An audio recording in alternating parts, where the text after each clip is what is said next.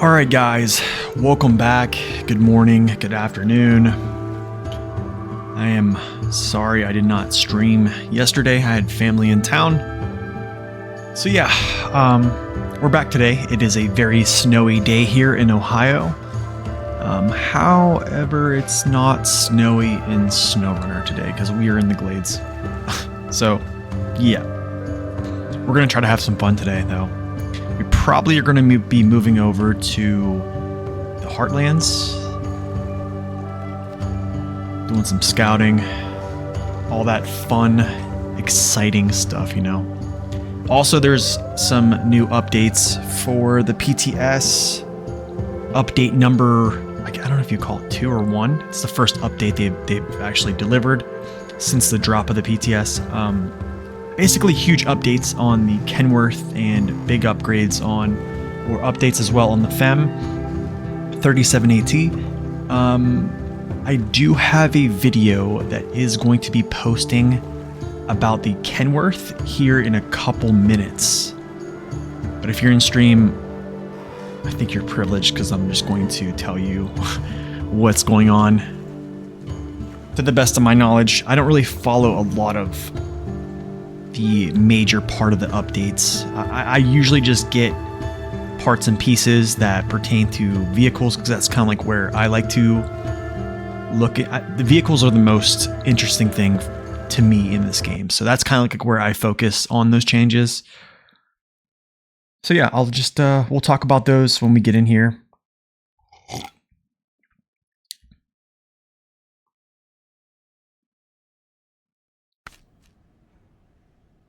All right, so I believe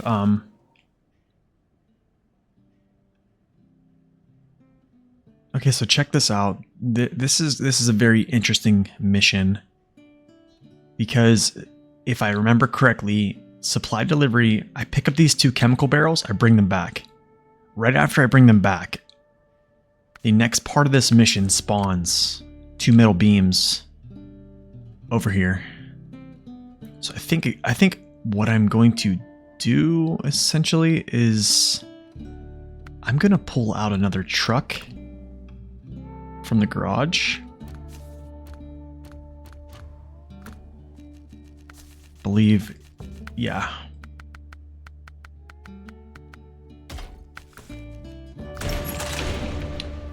We'll go do it with, we'll pick up those chemical barrels with this truck right here.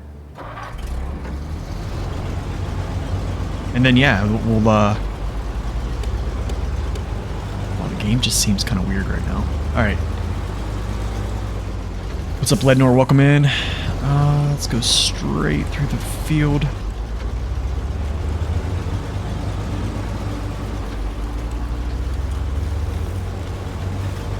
Game feels a little laggy. You know what this might be from is when I updated my driver. But first, ooh, you know what I need to do? Alright, I got an idea.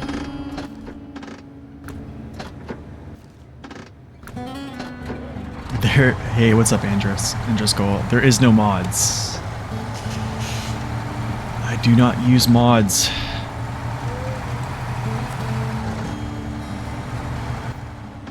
Okay, I'm gonna bring this back because this I'm gonna try to like make this mission as short as possible. Because it's basically run there, grab that stuff, bring it all the way back, and then another piece spawns. But what I'm gonna do is have a truck in place for whenever the new cargo spawns.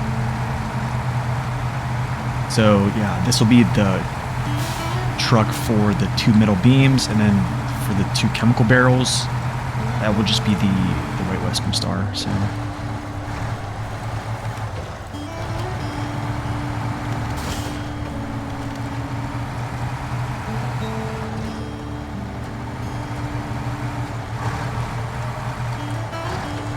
but yeah, let me know how the stream looks. I actually bumped up my, I would say, my bit rate. See if that helps actually produce a better image. So hopefully that actually does something.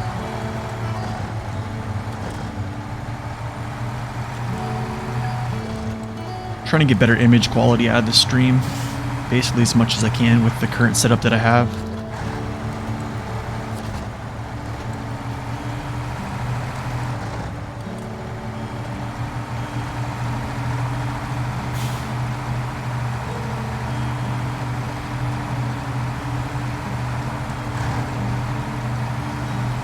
All right, let's go get some gas.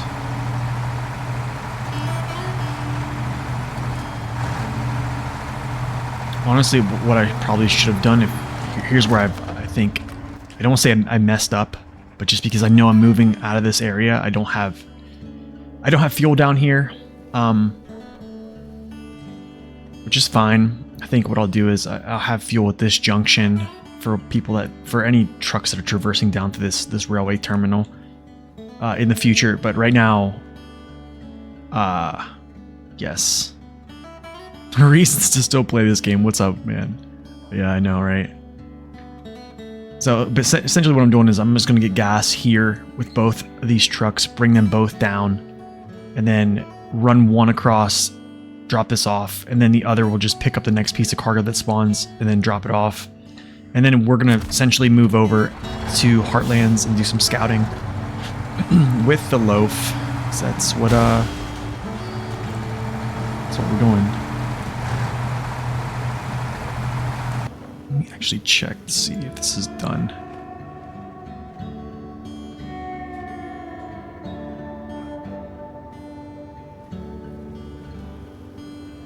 Alright, well, the new video for the Kenworth, the update on its recent buffs, is actually just now posted. But because I like you so much and you guys are here in the chat, I'm going to just tell you the buffs that happen to the Kenworth. You might find these buffs, I think they're definitely buffs. So first off, we already know that from the onset of the PTS that the Kenworth got a buff for its tires. So essentially they are very similar in coatings, in grip coatings compared to the P512. They are a little wider on both front and rear. And then the new buffs that it actually got here on this PTS update that was yesterday. First, it was moved from the heavy class to the highway class, which I think is a good move.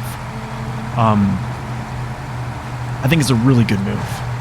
I think if they would have dropped the all-wheel drive on it, I think maybe a move to the heavy duty would have been merited. But it doesn't have it. So I think highway class is pretty good. I think it's a pretty good move, honestly. I think that's really good. Another huge buff it got is its switchable diff lock was changed to always on. So now, yeah, your performance outside of low gears has just increased. I immediately noticed this difference driving it around. Even going through some places where I usually just downshift, I would leave it in high and it would just churn through.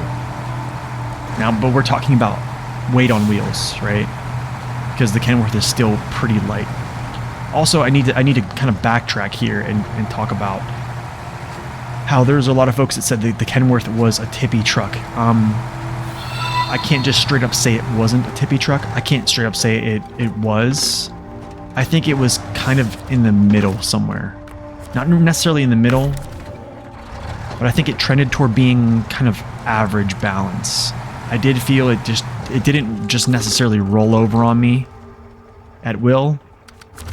So it didn't show any like super tippy tendencies for me personally, like from testing. So when the first PTS came, when the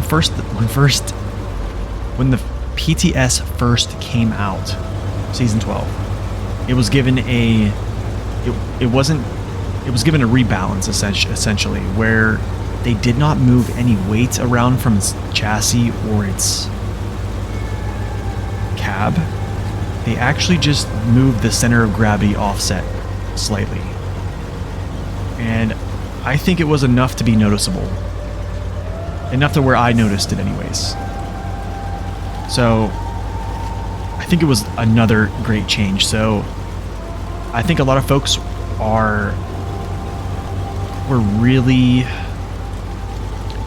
wanting Santa to essentially give them all-wheel drive this year, and I can understand the disappointment of not having an all-wheel drive Kenworth W990.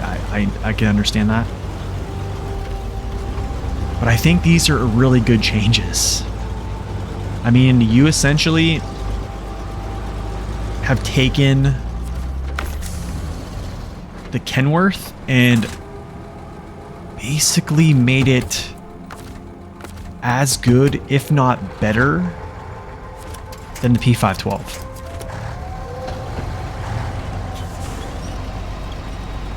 I mean, it looks like, for me, just looking at their collision models, I think that the Kenworth looks better off Jump Street.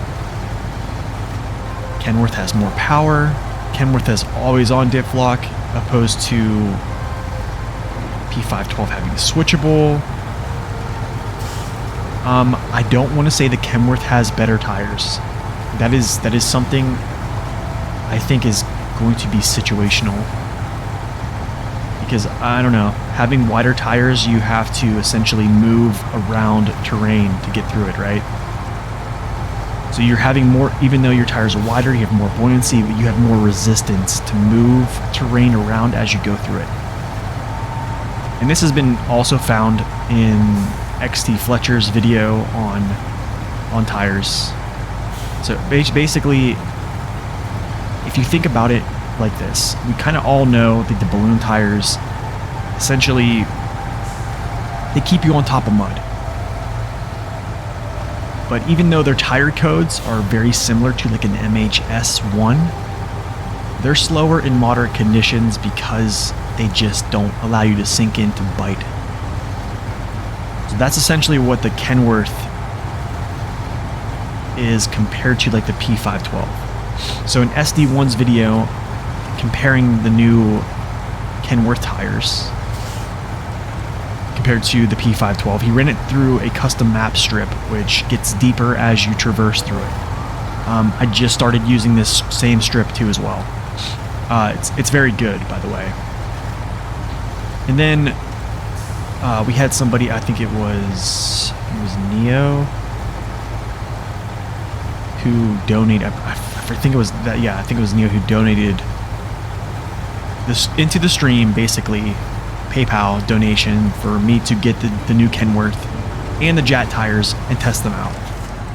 So we did that, and from quick testing through a couple places, I think the biggest thing I found is in the really, really deep conditions, the Kenworth felt like it was wading through a little better. And that could be two things. It could be it has a better frame or a better collision model, and or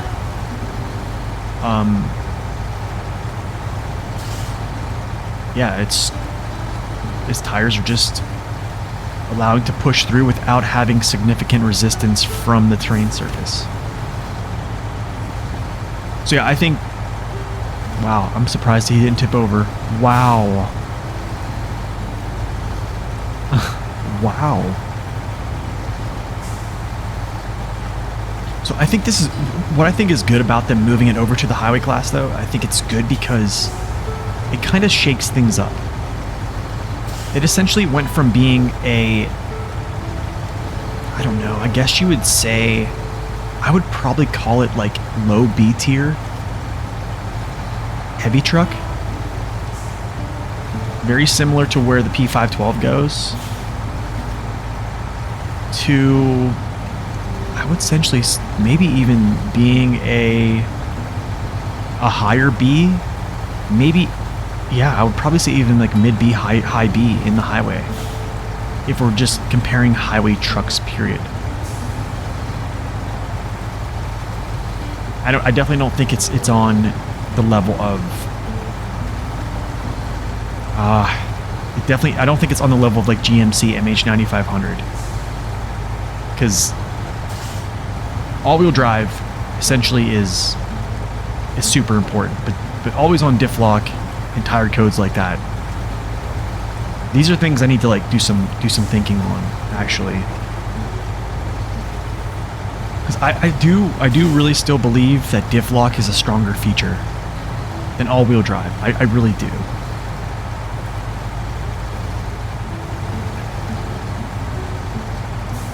I almost think I should have towed the Western, or towed this truck behind me, the Western Star. Save some fuel, but it's okay.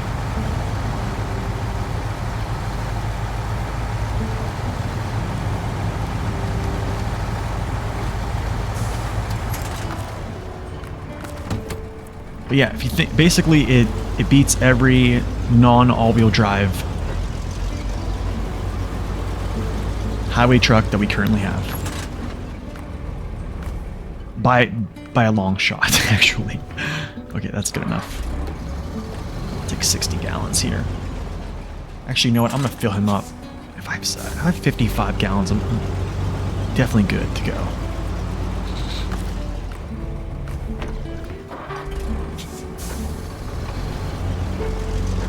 Now, do I think it's better than the Western Star 57X? I'm probably gonna say yeah. Actually. And I think something I need to do on my next tier list is I need to lay out what are my measurements in this class. I think for the smaller classes, so we talk about this a lot actually in the stream, is how much. Oh no. Okay, wow. Sorry about that glitch, guys. I don't even know what was going on there. I think for the smaller class trucks, like, I hate saying smaller because they're really not small, like off-road and heavy duty and highway, because power is really not a huge, well, power is an upside, but most of the trucks that have these crazy power numbers are mostly in like the heavy class, right? Aside from a few outliers in like the heavy duty and the off-road. So I think that versatility, being able to do a little bit more, kind of adds, I think it definitely adds, I don't know, I would say it adds to the conversation of which truck is better based upon a tier list. Now, I think for heavy trucks, I think add-on capabilities, okay, so I'm going to use this term instead of versatility here. I think for heavy trucks, period, I think I just have a different view on what a heavy truck should be. And I think I'm kind of old school, like, when we look back at the old school heavy trucks, right? So the heavy trucks, like in old days, I'm gonna talk like 2020, okay? For any of those old heads that know about SnowRunner back in the 2020 era, the heavy trucks were essentially vehicles that you pull out as like a contingency or a special mission purpose. That's kind of like how I envision a heavy truck to be. More or less, like, I think a heavy truck should essentially be a truck that's, one, it weighs a certain amount, right? And I think it should be based upon weight. So there's a lot of trucks I think that should actually be dropped out of that class. I'm going to say pretty much all the Western Stars except for the 6900. And then probably going to say, I actually might even say the P512.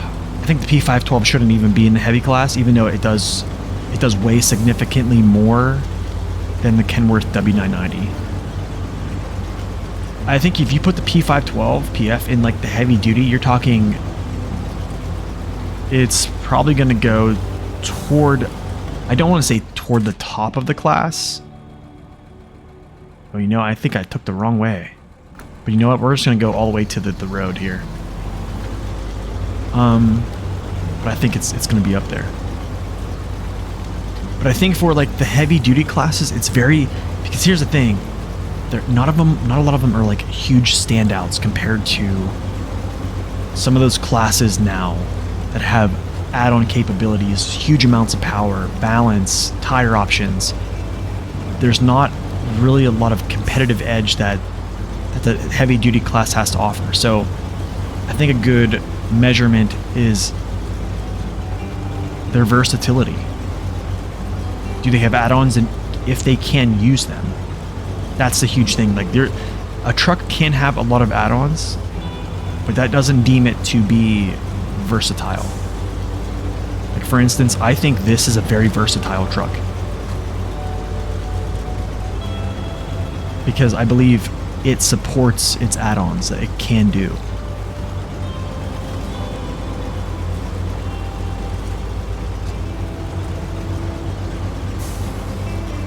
Or it can attach, I guess, I would say. A little bit better verbiage there. But yeah, I think in essence, though, the Kenworth going to the highway class, I think it's a good move. I think it's a really good move. I kind of wish they would have moved a couple more.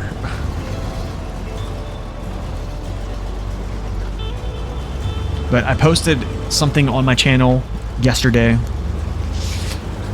on just a comment basically on the community tab that the Kenworth, you know, had updates and stuff like that and was moved to the highway class. And a lot of folks are still really upset that it did not get an all-wheel drive upgrade. And I think that perspective is kind of understandable, but they definitely did a pretty good job to give it some competitive nature against vehicles that are in the game currently.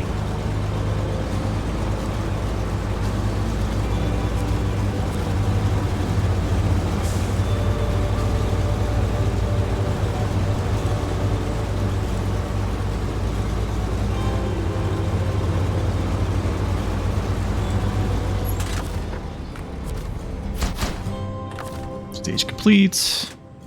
And then these spawn over here, just like I said. And then we go get them.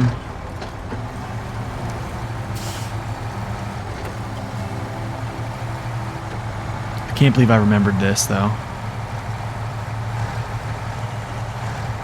It's funny, I actually remember this. I think whenever I was like starting this mission, I did the first part. I was like, wait, I remember this part. Because there's no metal beams in this whole map right here, I don't think. And I think that was the giveaway that I remembered.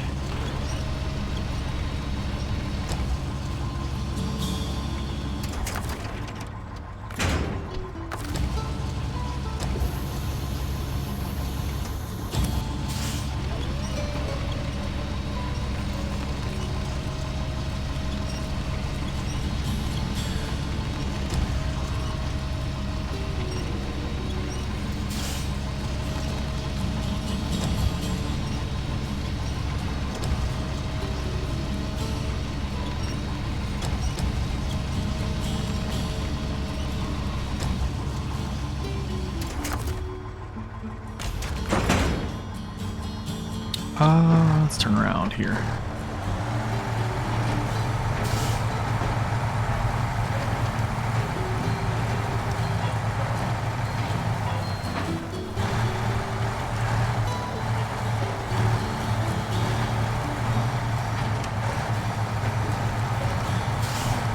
Woohoo.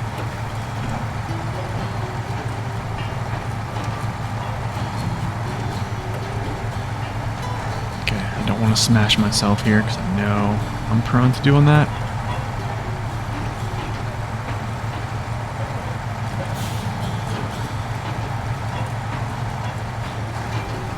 Okay. I'm actually going to map this out. We might take a little bit. Yeah, I think we're going to go across the after the station, we'll dip down. Yeah, we'll dip down.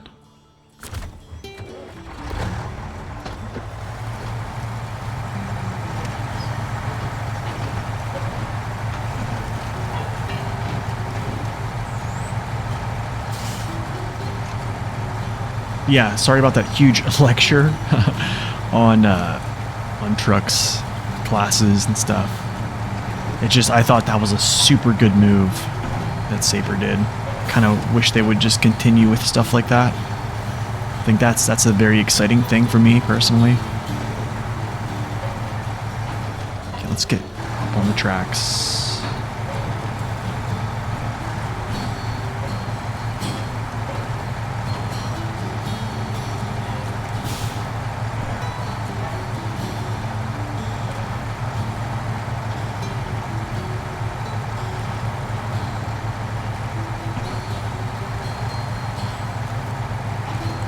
Yo, what's up, Mo Daddy? Welcome in.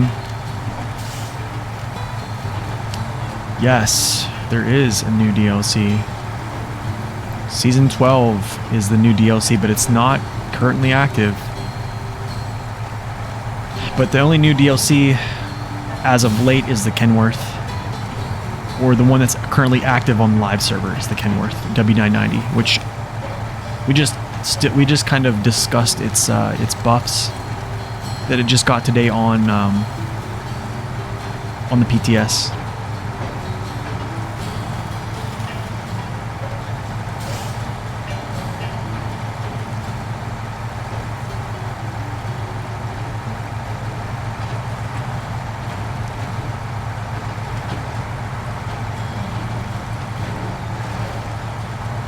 And I gotta say though, it's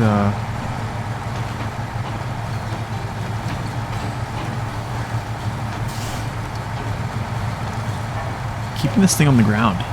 It's kind of crazy. You haven't been playing, you've been like watching still? Appreciate that, man. Glad you can come in to watch.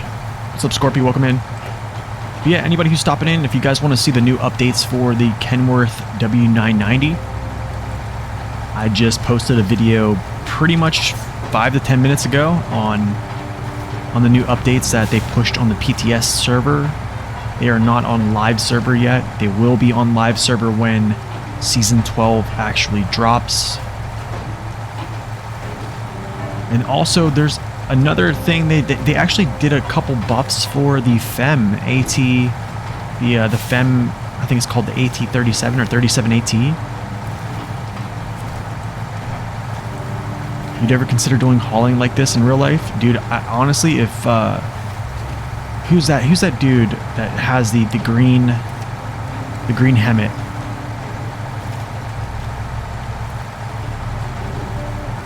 Or the green what's it called?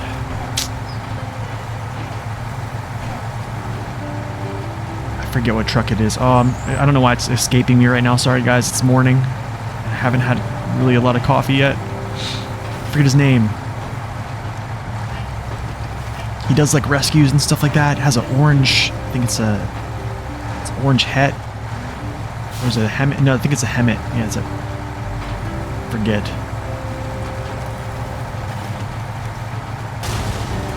No.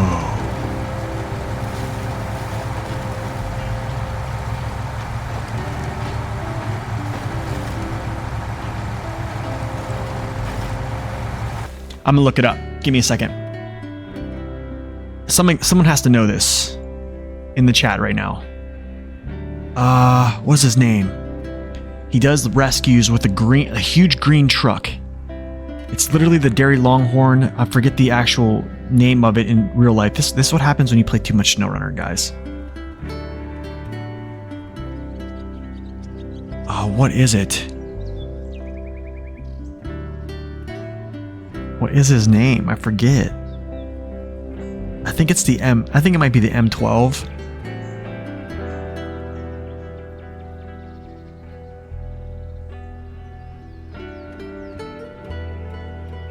I forget what his channel is called. But he basically does like rescues and stuff. I think he even had a Kenworth C500 in one of his videos as well when they were pulling out. Here it is. Heavy D. It's Heavy D, guys. Yeah, what's that truck? What's his green wrecker that he has, basically? heavy D. That's what it is. Can't believe it. But yes, man, I honestly, like, I would love to go do that stuff with heavy D. The crazy thing is, man, I've been, this is kind of funny because I'm not like into trucks, to be honest. Like, I've never really been into, oh, that's right, I go this way. I've never really been into, like, you know, trucks and learning about them and stuff like that until I kind of got into SnowRunner, but still I kind of like, I cared, but I didn't so much. I more or less cared about game stuff opposed to like real life stuff, but it's kind of weird. I actually been watching a lot of videos on these guys that go out and they'll find these old broken down trucks and they'll try to get them to start, and it's weird, man. It's really weird. It's the oh, that's a 1070 Oshkosh. Yeah, that's what it is. Oshkosh. I can't believe I didn't remember that. It's sad, man. It's sad that unlicensed vehicles have done this to me. But yeah, I would love to. That'd be sick, man. If Heavy D was like, hey, man, come out. I'd be like, yes. That'd be sick. You probably can. You probably can. What do we mean by cheap? I'm gonna tell you this. I can hardly afford a computer. I've been wanting a new computer to stream for you guys and make content for since 2021. Actually 2022. But we're doing what we have. We're doing with what we have, I mean. Alright.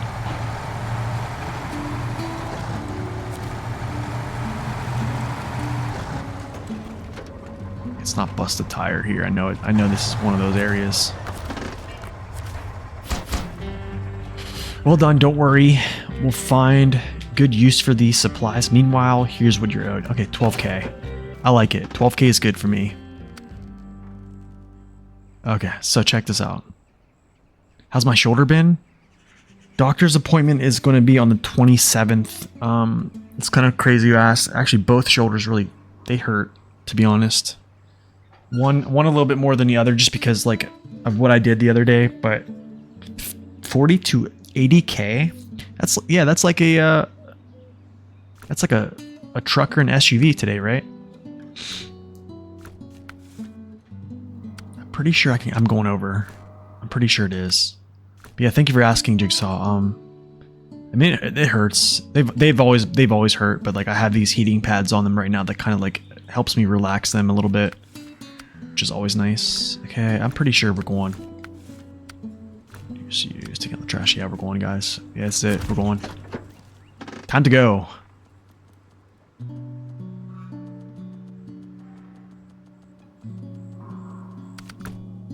All right, so. Appreciate it, man. Yeah, absolutely. Absolutely. Definitely hang in there.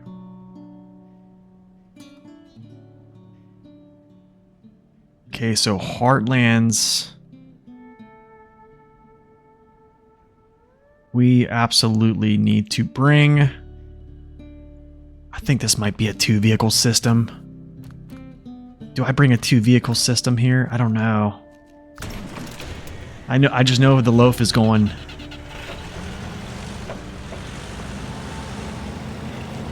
I need a prototype unit. This is my debate here is I think I'm gonna need fuel to scout this in one go.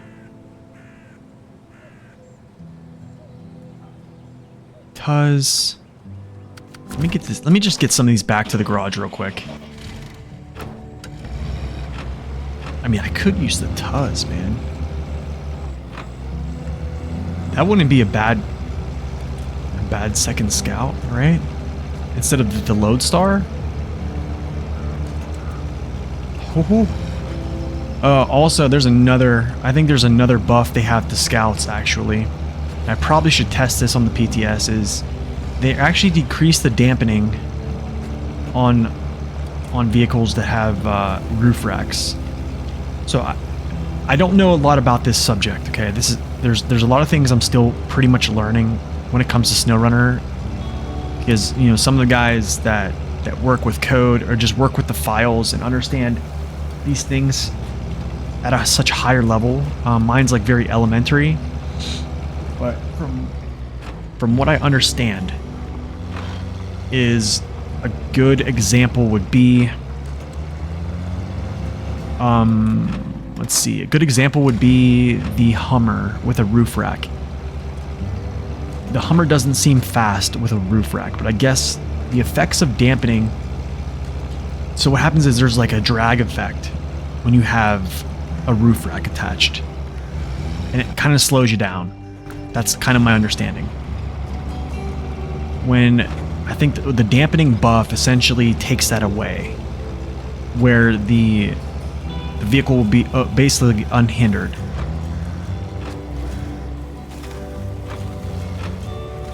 Let me see if I can explain this better. You know, let me actually just explain this better, because I would just explain this a little. Okay, so roof racks had a feature that was bugged. So dampening was meant to apply to objects within the roof rack so that they would bounce around on top of the truck realistically. So it was like basically dampening was basically like the roof rack supplies, and the fuel would kind of slosh around, right? Like independently, like in the roof rack, but it actually damps the entire motion of the truck. So basically it just slows the truck down. Okay, can I get out of here? Okay.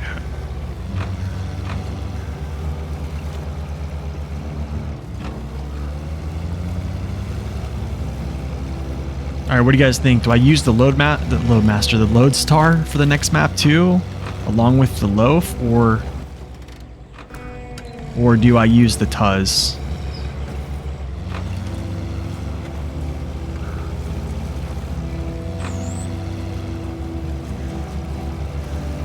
It's crazy. This thing has a off-road or SnowRunner gearbox on it right now. The Tuz.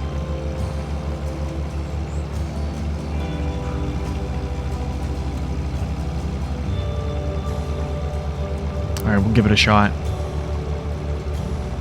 Gonna be like a scout train, honestly, because there's only 2 towers on Heartlands and they don't really open up much. I think I already, you know where I already messed up, y'all, is here's where I already messed up, is I drove this dang thing over here without going and picking up a trailer. How stupid is that? Oh, that was dumb. That was real dumb.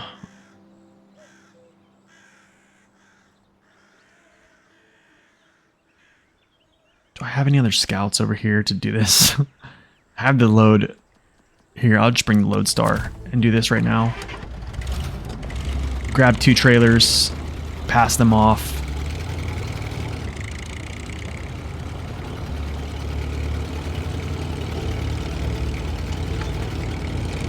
Fill up the scouts and then take off.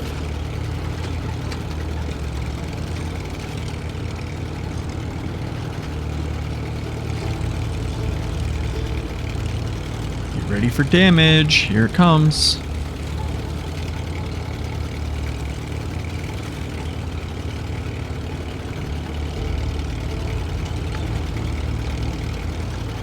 Oh yeah, I did say there were upgrades or updates to the FEM 3718. I forgot to talk about those, but they are in the video.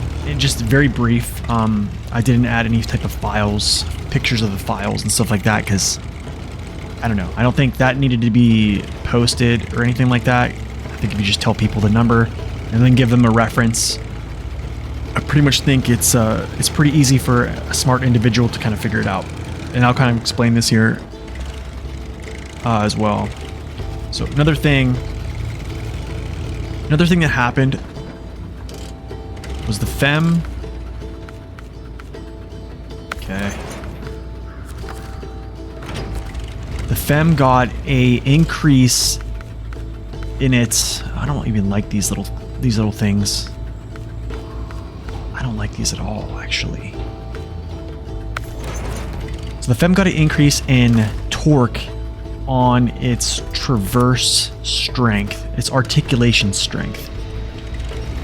When the truck first came out, it was at 100,000. So let me give you a little reference here.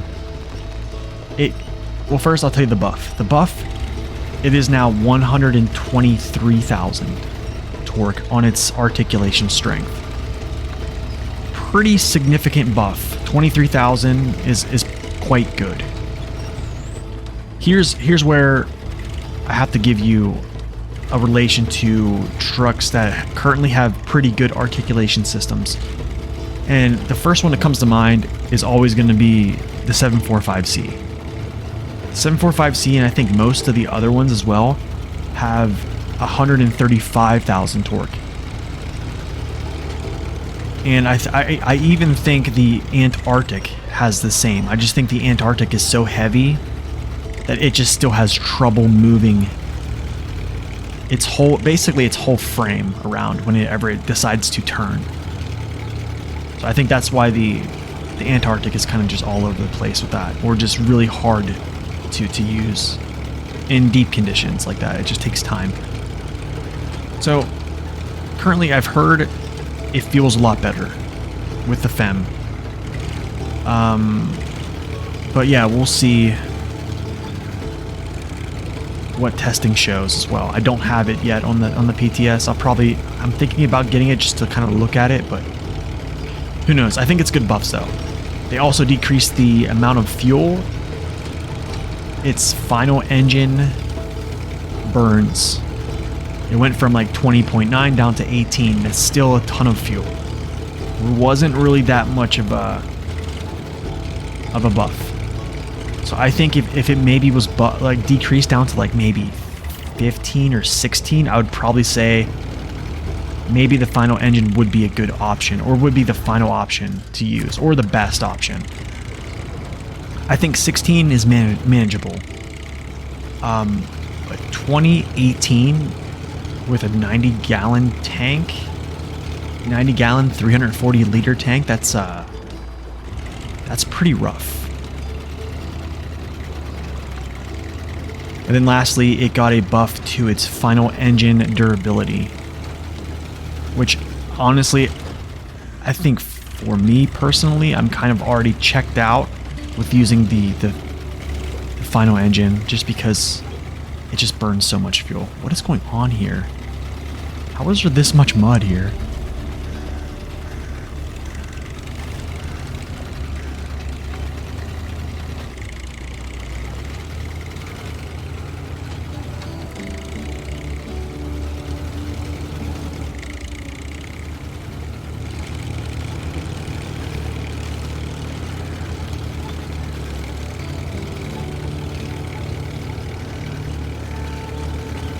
Yeah, there's I don't know what buffs have come to the ATV, the new Scout. I really don't.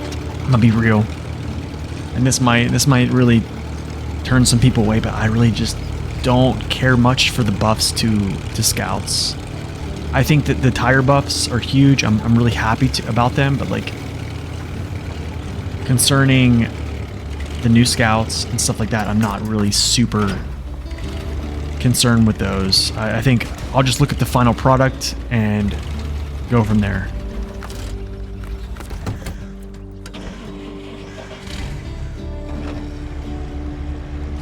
Oh, I need to go into the garage. This has to get... I gotta look at this.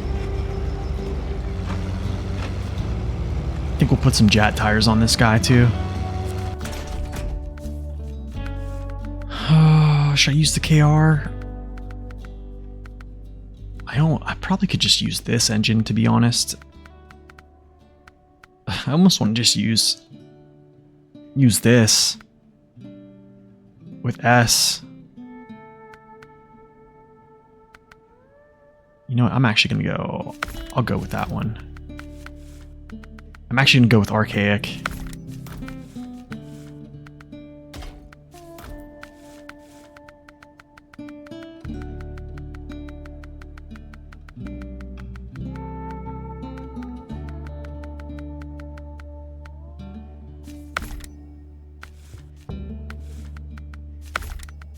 Oh, spending money. I'm actually putting the roof rack on too. Wow, that looks crazy. Nope, not doing that. I don't care about that. You already have those, essentially. That looks disgusting. I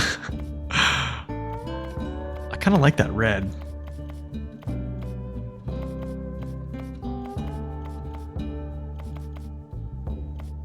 You know what? I'm gonna go with this. The two-tone. You know what? I'm gonna black it out. Dude, that looks good. That looks like Batman. Freaking Batman over here. Yeah. I would probably lean toward... I'm gonna agree. I definitely think those could have been better. Skirt.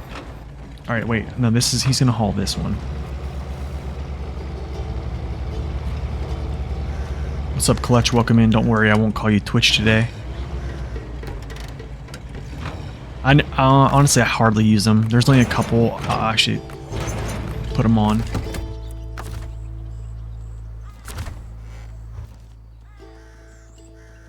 Let's go call on Loaf. Twitch, watching Twitch. Let me turn these heaters back on. Nice.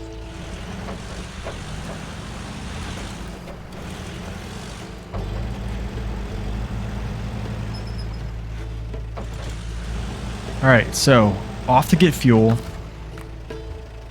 What? Conflict? Oh, the tire. Ugh. Should have known.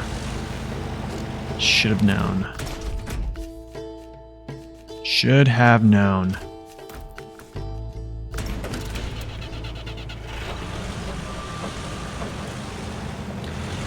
How many channel points? That's gonna have to be like... That's gonna have to be like a gifted sub. Or gifted subs count, honestly. I probably could make channel points like that. Or type of like... You know what I thought about doing?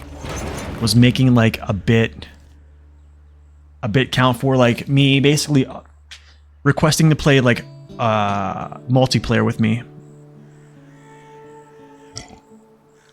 Because essentially, I'm progressing my playthrough, and if I'm going to interrupt it, it has to be worth it. Do you see what I'm saying? So I think for... Yeah, I think that'd be fair. I did see a streamer doing something called... It's called Man vs. Stream, which I think is a pretty cool idea, where essentially... Wow. That was awesome.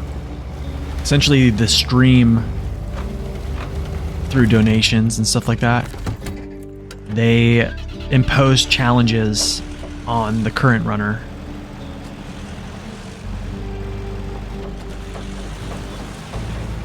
Like making you start over, doing all these other things. I thought that was really cool.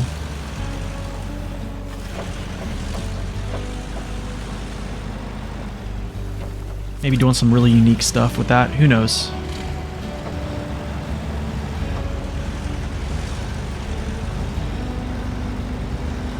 But I mean, I think I will play Mud Runner. Basically, it's like Chaos Mode, yeah. Basically, in some form or fashion, yeah.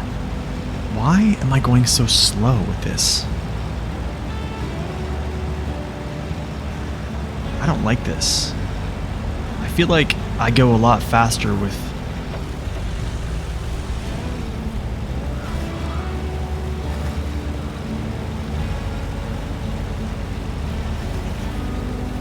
Ugh, I don't like it. Whatever, we're gonna go, but I think what I'm gonna do is I'll use the loaf to go get the towers, and then I'll use the Tuz to just go around, I'm guessing. I don't know. Or maybe I'll use the loaf to go around and use the Tuz as like his fueler or something like that. I don't know. We'll see.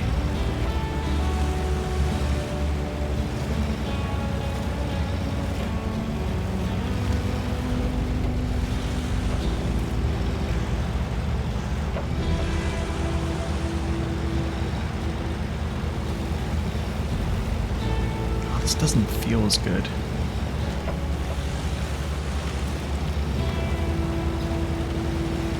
I'm just spinning like crazy.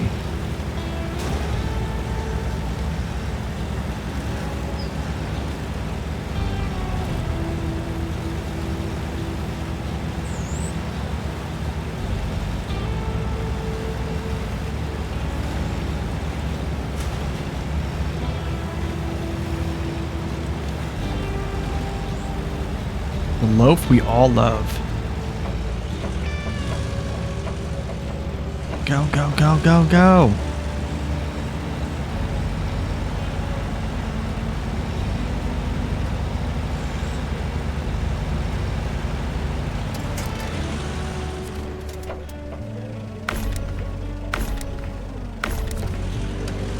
Okay. Let's go like this.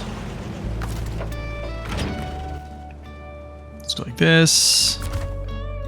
Yo, good afternoon. Welcome in.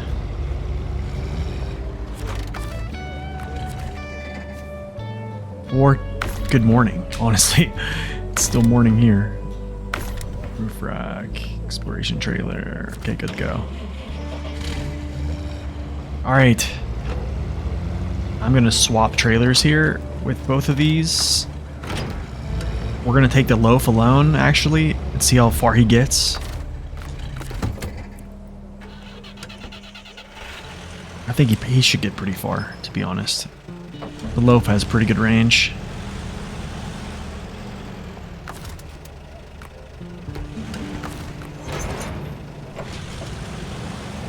Let's do it.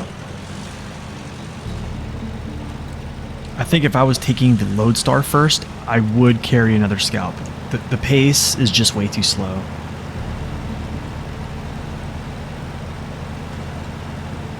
Your second least favorite DLC? So I take it your first least is gonna be season 7, I'm guessing. You know, the loaf doesn't look half bad with these tires. I think it's just because the loaf doesn't have big tires. They don't look too like absurd. You know what I mean?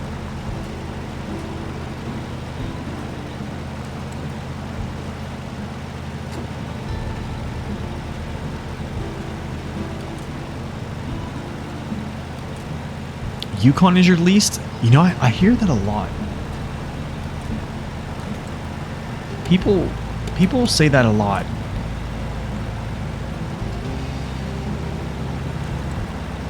I can't say I'm a huge hater of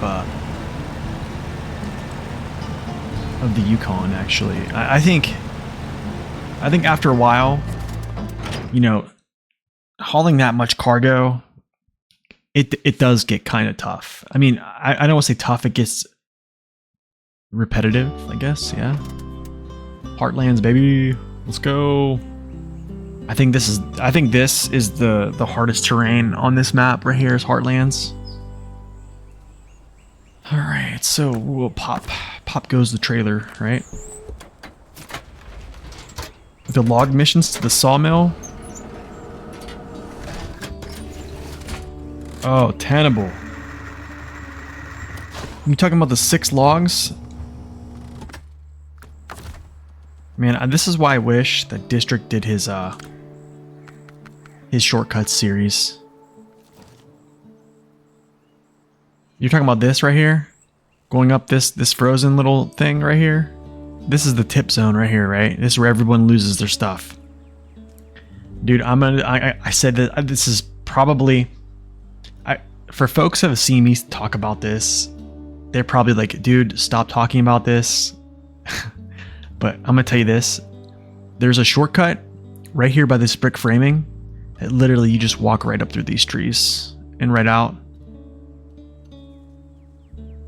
And there's no little branches to winch to, meaning that all your winchable positions are solid. So you went a whole different way completely. Let me guess, you went this way. You went here, over here, and it's either you went, please tell me you didn't go up around this way. You probably went this way. Down through the mud here, And then up through here, I'm guessing. There's no way. There's no possible way that you went down all the way all this junk. Past the metal framing, like right here, right? So you basically went like this, up through and past the metal framing and then over this way. Yeah. I mean, that is a way to go. That definitely is a way to go. I definitely find this route right here is probably the most straightforward. It's very wide. It looks like it's very dense forest, but it's actually very wide. And then you just find this, there's this one little line you find and it just goes right through. Yo, what's up, Pip? Welcome in. But yeah, there's like no tipping concern going up through that place. It's basically just all a straight hill vertical. Not necessarily vertical, but you get what I'm talking about. All right, well, I guess we head this way.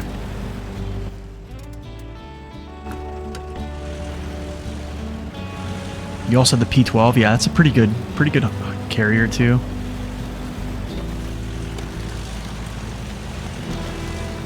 Okay, we're not gonna take the road. We're gonna take the back trails. You know what I'm saying?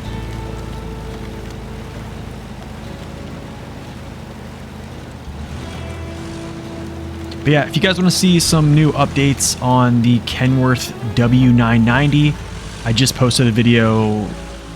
It is one day late. The PTS update was yesterday. I was actually busy with family yesterday, so I did not get a chance to post those. I posted them just now before stream, actually while we were on stream. So some updates for the Kenworth are on that video, and I did briefly mention a few updates to the FEM. Not a bunch of stuff though. 1 second, guys, I will be right back.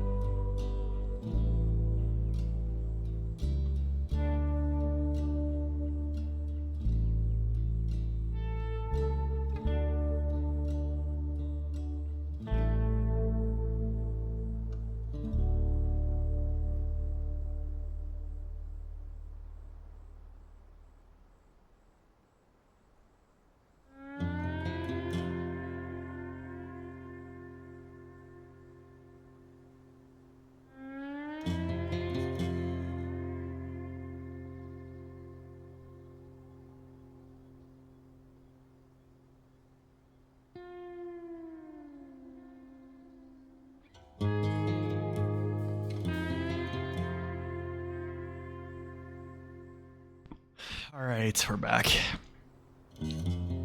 I do, yeah. American version of The Office, yeah. Steve Carell. Steve Carell makes that show, man. He's legit. Let me make sure we're on live here. Okay, cool. Sometimes I mess up a lot. All right, let's go. Come on, Loaf. Stay on your feet. I need you.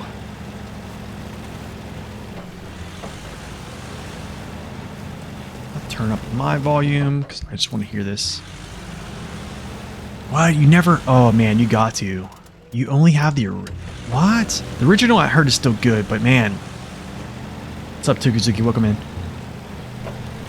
I definitely would check out Tony, man. Steve Carell, the cast that they made for The Office, like the US version, is really funny, man. They're good.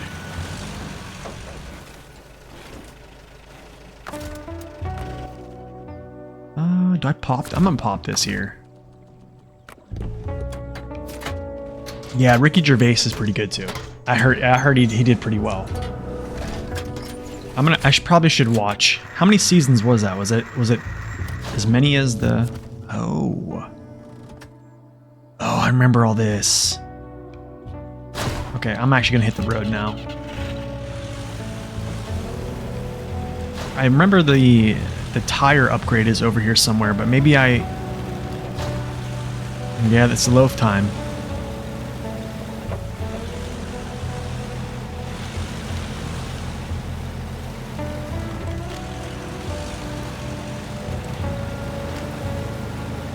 You know, since I played the trials, Loaf is becoming a favorite of mine. I'm not gonna lie. Garage discovered. It was only 2 seasons? Oh, wow. That is unfortunate. Oh, no. Oh, no. Show, contest, special delivery. Yuck.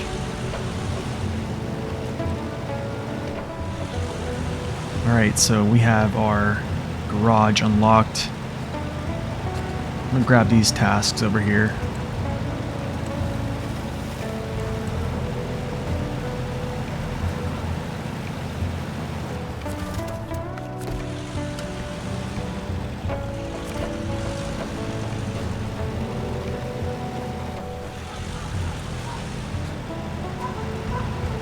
It's this one too. Okay, I'm gonna do something. Actually, go back to the garage here, or actually basically like right here. I'm gonna go back to Crossroads.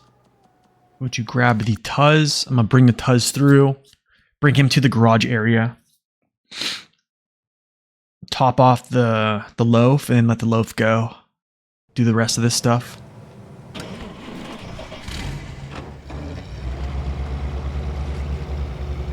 Wow, this thing is fast. We have the archaic gearbox on here.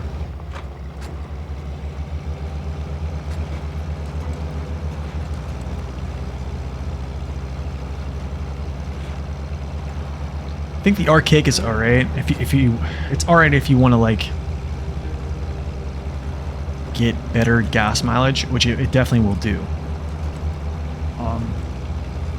Oh no, the cats are down here. Hold on, I have to get my cats out of the basement.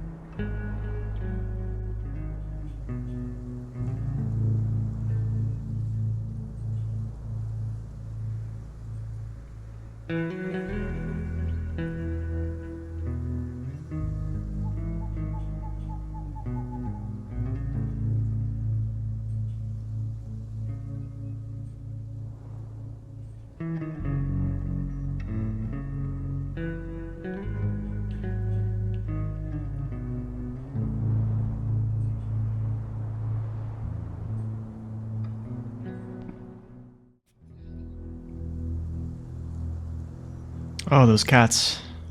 They're nuts. They are crazy.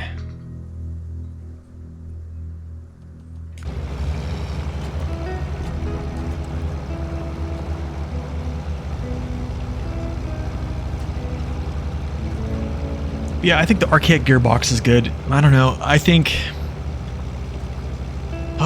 the clutch bumping, though. That's the only thing. I get kind of tired of clutch bumping. I have 2 short hair black cats. Brother and sister from the same litter. So they're actually brother and sister, so... And they fight like brother and sister, too. In hindsight, you think your Glades region is bugged out. The potato samples never spawn for the sample field contract. None of the vehicles you rescue disappear from the map. What? I think the rescue vehicles not disappearing, that started happening in Season 7. I'm not sure about the ANK though. That's something I'm not sure about.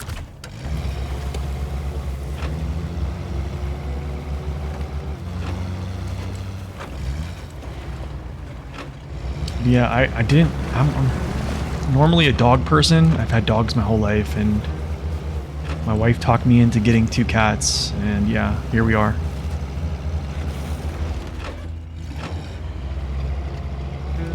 You have a ginger cat?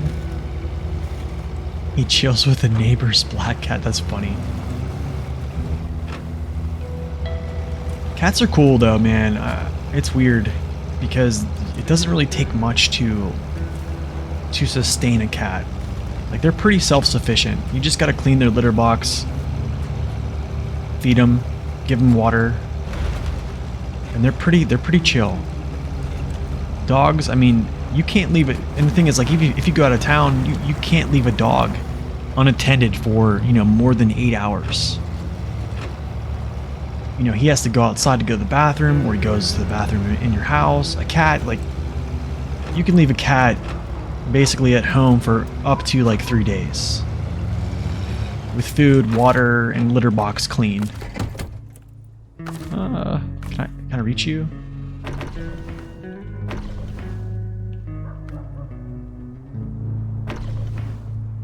Okay. They are, man. They're nice pets in their own ways.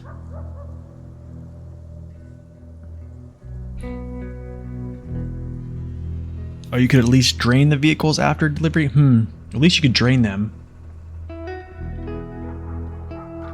They go to the bathroom in your neighbor's gardens? Oh man, that is funny. That's actually pretty funny. Wait, let's see how much this tower opens up. Okay, it's a good bit. Okay, so I need to go up here and get this this tractor tires, the doubles basically for the Corvettes.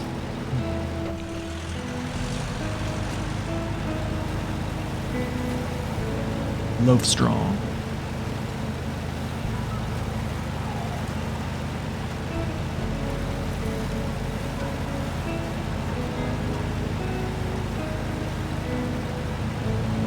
Am I not using Map Runner?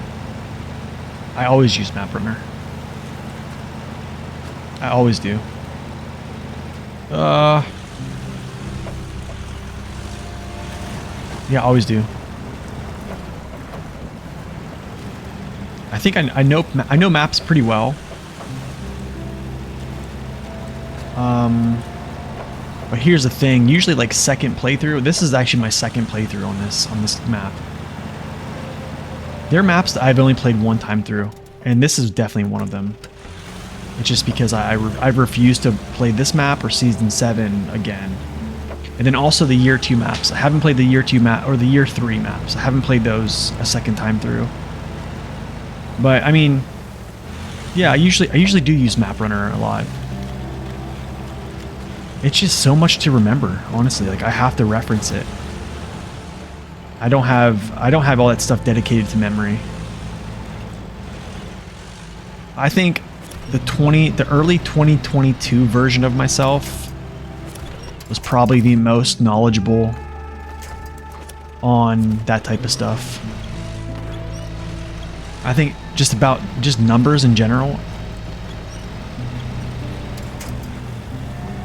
I don't know. I was on a different level back then. It was kind of crazy. But I think as I've kind of, I don't want to say matured. I'm not going to say mature. That's kind of a weird word to say. I think as I've kind of grown and played this game a little bit more, I rely on documents. I do still have a lot of knowledge on it, but like I just rely on documents for things a little bit more because it's all that stuff is there now.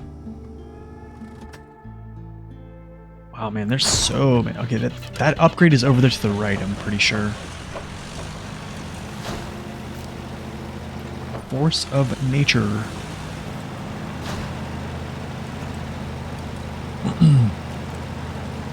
But I mean, like, Year 1, the Year 1 maps in the base game, I think after I made that series of Route Runner, I was pretty good with understanding from a route perspective and like terrain understanding perspective. I believe I was pretty good to go. I think definitely better than most people that step foot on those.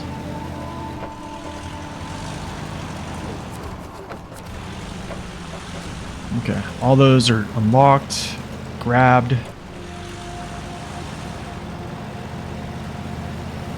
So I know for a fact I'll cut through this little section over here instead of going through that mud pit. I'm almost positive this upgrade is like right in. I think it's actually like right here. But I'll get over to that corner. Check it out. I almost think no, I don't see it. I'm lying.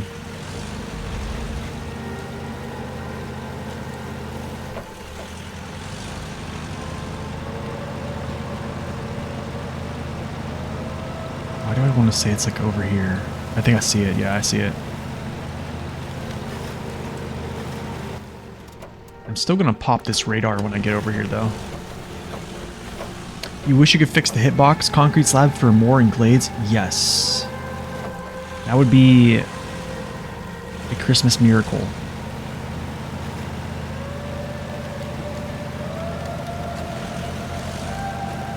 Alright, so I believe these are the double tires for the Corvettes.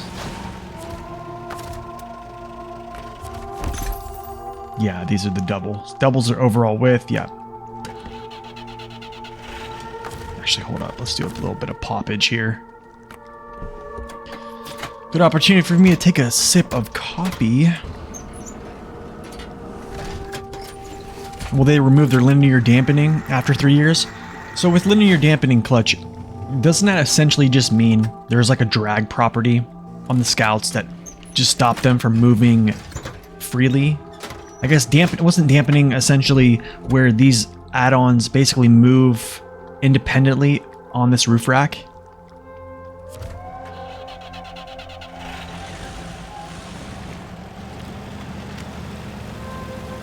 But there was a bug basically where it actually like impeded the vehicle.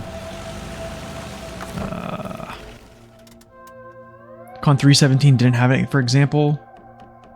What's up with them messing with the Con like that, man? I don't understand it. Do they just hate the Marshall? Wait, the 317 is the Marshall, right?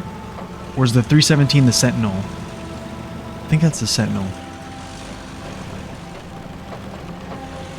I usually just call them Sentinel. Sentinel? Okay, I thought so. Oh, it's a Con 30. It's like Con 39, right? That's the Marshall. But not having linear dampening is good. Yeah, I don't know why they didn't give the Marsh or the Sentinel that too. Yeah, I seen McKillum's video on the example for the Hummer. Dude, that's huge. I've always thought, for some reason, in my head, I've always thought the Hummer was just somehow slower. You know, it has like a crazy strong engine for a Scout. The Hummer does. And I was like, you know what? I'll take it for what it is. The Hummer's just slower than most Scouts.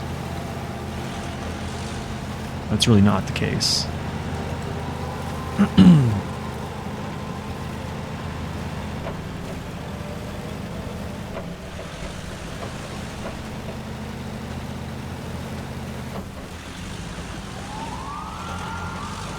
Wait, say that again? Wait. Sentinel not having linear dampening helps it? Wait, I thought getting rid of linear dampening is a buff.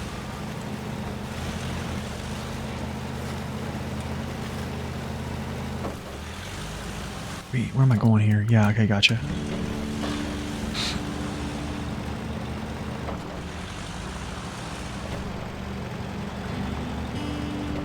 Oh wait, so the Con, it didn't have it in the first place.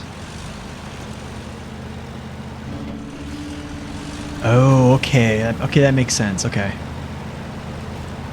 Oh, I see. I see. Okay, so the con Sentinel never had linear dampening, so it never needed fixed. Okay, I gotcha. That makes sense.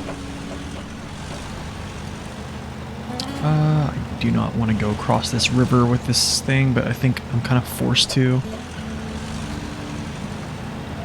And then there's this racing contract over here, which I'm not really super fond of.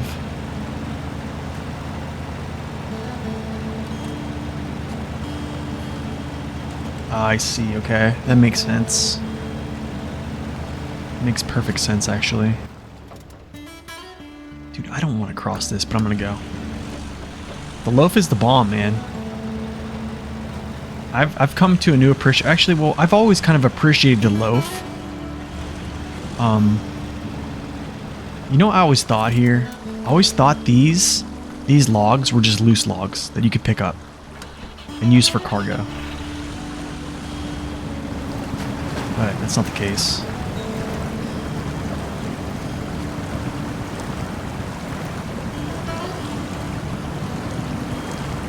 Really?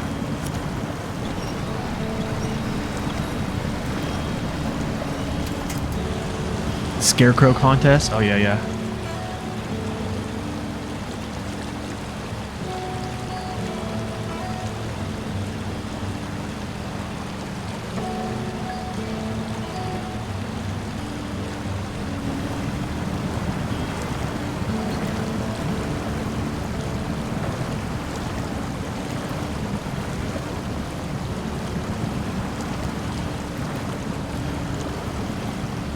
Yeah, it definitely messes you around, I'll tell you that much.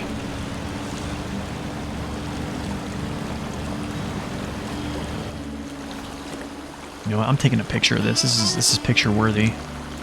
Dirty loaf.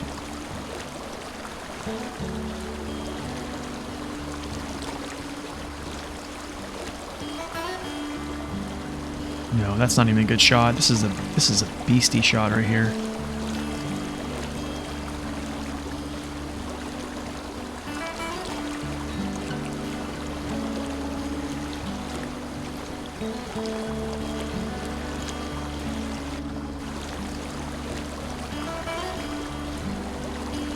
Gotta say, this music is pretty chill though.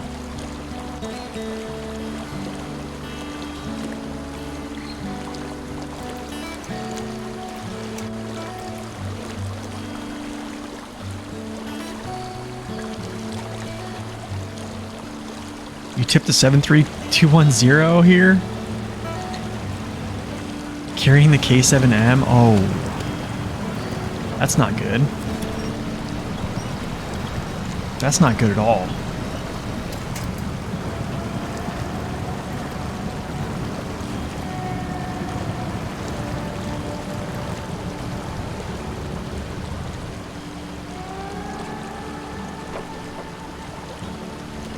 What am I stuck on?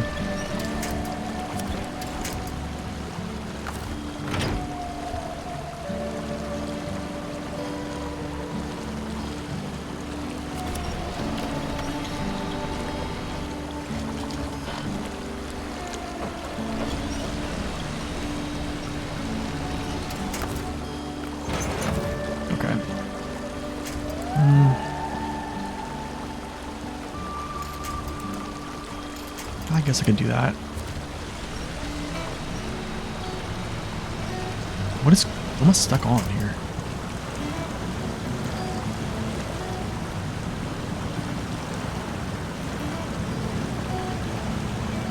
I'm surprised I even backed out of that.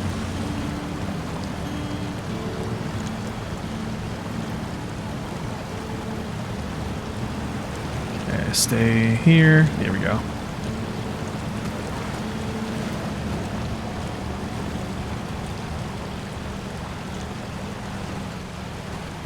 The chill music taunting you. Yeah, I know the feeling. I especially know that feeling, probably too much.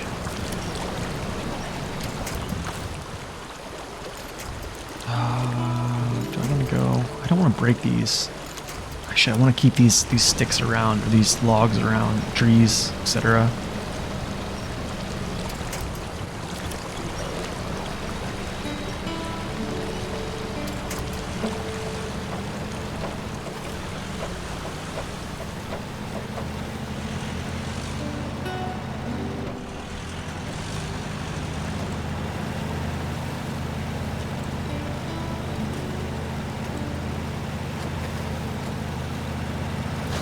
Okay, so has anyone been playing the PTS on season 12? And if so, what are your thoughts? Okay, I don't think there's anything up here in this corner. Oh, you're on Steam? Sad? Oh, man. Nice, there's a gas station there. I'll get some gas. And then we continue. I probably need, I should have gotten this tower first.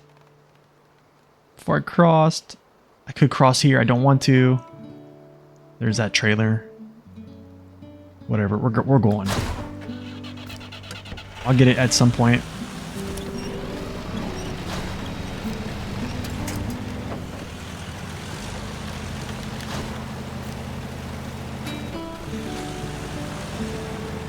The aim to misbehave.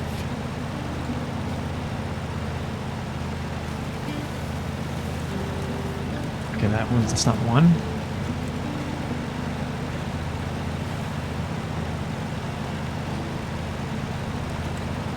Over here is a trailer store, I believe.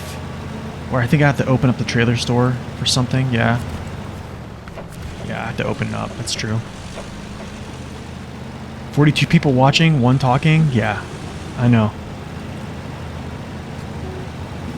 You know, I had an agreement with the chat. They said that if I play Season 8, he would be supportive.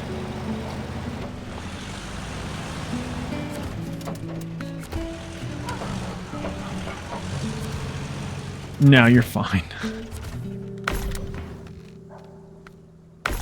Alright, sweet. Sneakily watching at work. Okay, so I got those. Let's see, make sure I got those. Wait, what? What? Did I not get that?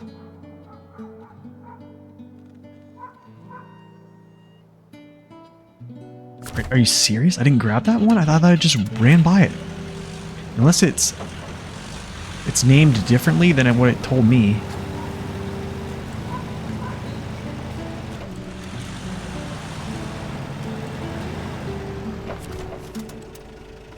Oh, empty hayloft. That's weird, man. So like these are the things that trip you up. Like look, it says like whatever that word is, north, but it's actually called an empty hayloft. I don't know, whatever. I don't know, I don't like that stuff. Lurking while working. I think that's what a lot of people do actually. It's either that or they're laying down to take a nap. And I'm just the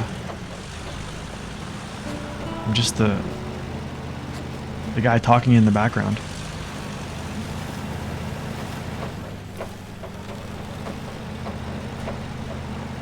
Okay, so let me just hold up here a second. We'll pop the thing here.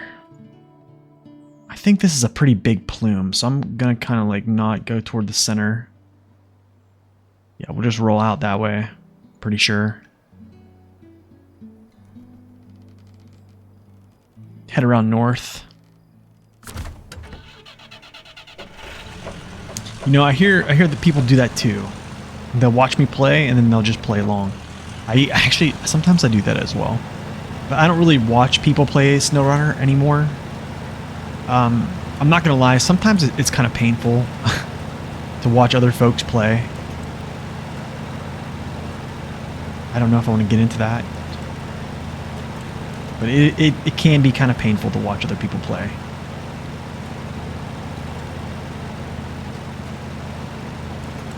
What's going on with these roads, man?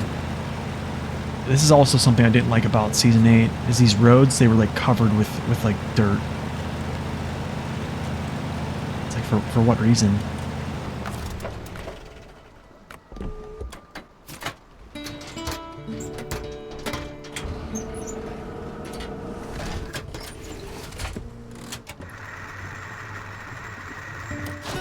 I read, I'm gonna say this again.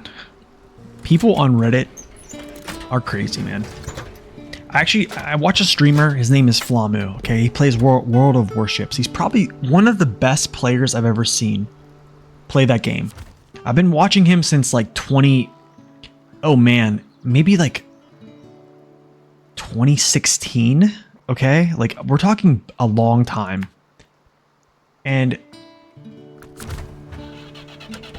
just watching, like he's a guy who's not afraid to call people out on stream for their like ridiculous posts on Reddit, and he'll do it. I can't say that that's not my personality. I will never do that.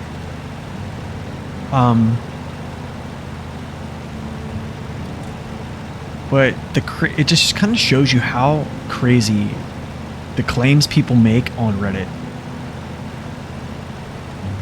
I don't like people using the Mastodon on Black River. Yeah, essentially what it kind of feels like. The claims people make on Reddit are just insane.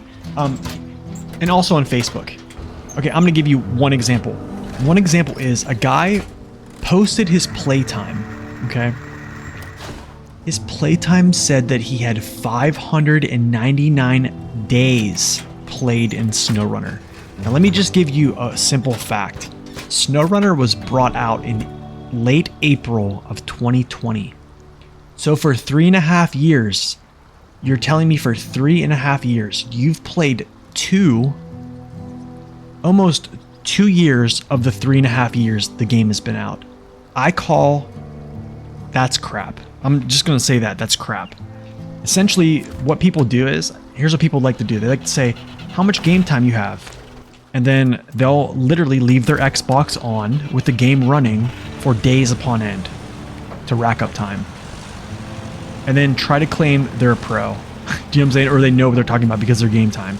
But essentially, they're just frying the processing power on their current gaming system for no reason, just as some clout of saying I have high time in the game.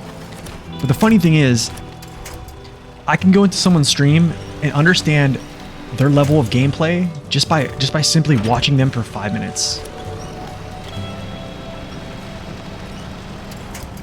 So you can tell me that you have how many hours you want to say, but the thing is, that's why I always tell people, like, they'll be like, oh, I'm pretty new, I only have like a couple hundred hours. I'm like, dude, a couple hundred hours is a lot. Most people don't really they just leave their system on. Like, I'm gonna say this straight up, okay? I create content on this game. I play this game a lot, okay? I believe I play this game probably more than 90, I'm gonna say 95 to 99% of folks, I think. I'm pretty sure. Okay? And then off stream, I'm essentially trying to dedicate a lot of time to understanding this stuff even more, just because I want to give good information and not just put out clickbait for people to just view, okay? Now, it's just kind of crazy, and I only have like 4,000 hours. I probably should have more, but I don't know. I think 4,000 hours is a lot of time. To be honest, like, if you go ask my wife right now, if we pulled my wife down from upstairs, and I said, hey, do you think I spend too much time on this? She's gonna be like, you spend entirely too much time on this.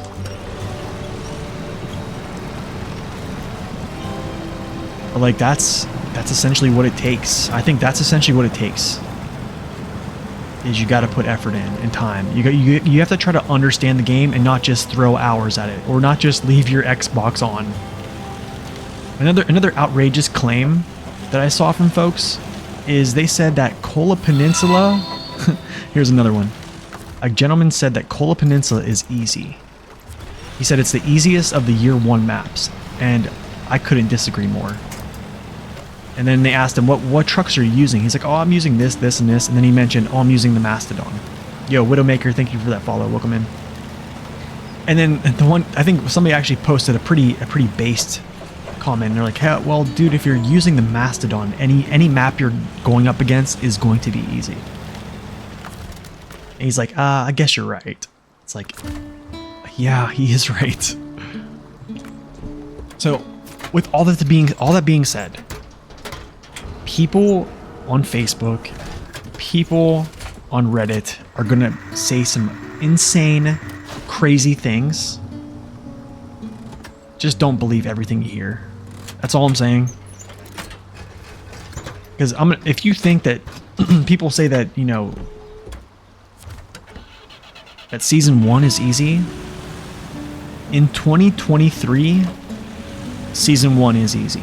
Okay, I'm not going to say easy. Season 1 is easier to manage in 2023. Now, let me if I reverse everyone back to 2020 or early 2021 and I push season 1 on you, dude, people were raving. Like that people it's somehow folks like to forget that people were like up in arms about what Saber did when they brought out season 1. Like I remember it. Like it was right before I started making content. I didn't start making content in this game until after season 2 came out. Yo, Widow, thank you, man. Appreciate that. Finally catching me live. Oh man, thank you so much for stopping in. Thank you for that follow. Yo, what's up? Ranger, welcome in. Good morning. You're currently on hard mode. Use the Action with the MMDs extensively. And it did all the dirty jobs. Well, dude, that's awesome. Actually, I might go this way. I might go center and pick this up. Yeah, I think I'm going to go center and pick that up. Oh man, I believe it with the MMDs. I think the MMDs are awesome pick. Honestly, I personally took them off my Zix 5368 just because I didn't feel like I was biting in enough. But also, like, I'm not on a super thick map like Cola, right? This season worth the buy. Which one, Joe? You mean the current season I'm on, or you mean season 12? This one's different. This is season 8. They do give a lot of stability, that's for sure. I think it's a good pick, man. Ooh, that's a tree log. I think the year 2 pass is still a good buy. I'm gonna be honest. I do. I'm gonna say yeah, just because I think it's... The farming does get annoying. It's probably not my favorite, but honestly, this is a pretty chill map. Lots of stuff to do. You can implement a lot of trucks here. I like it. I think I like it, I just don't like it a ton. Do you know what I'm saying? It's not my exact favorite, but I do think it's worth the play. But farming is going to be an issue. Man, I really wish that I could repair this bridge. Yo, Melted Metal, thank you for that follow. Welcome in.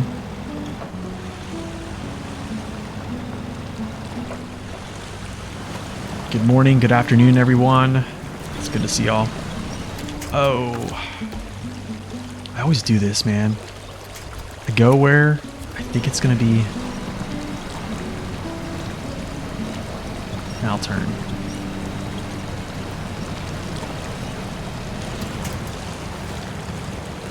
I don't know. It depends on what type of person you are.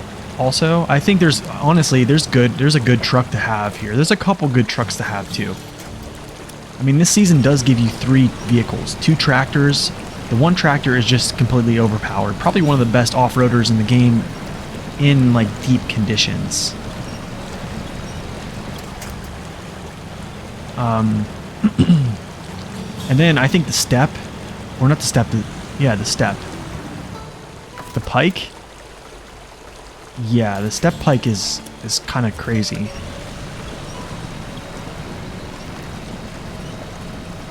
That's another vehicle I think that I probably am going to rank a little higher, actually. Okay, let's back out.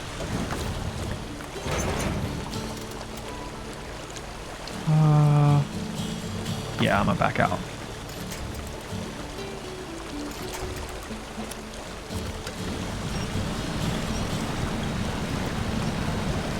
Get me out of here.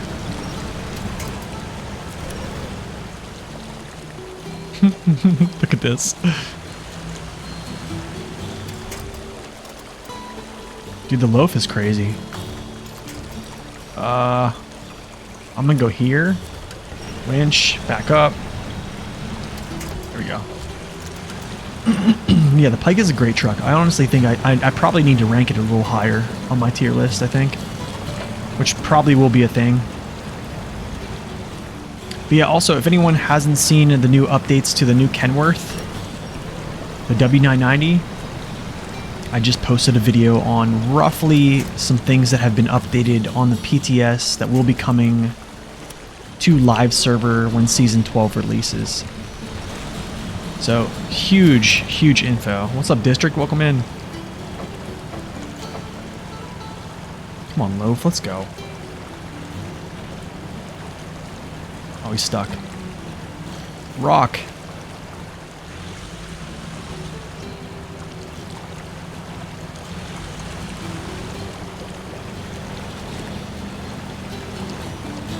Oh, nice. You just saw it?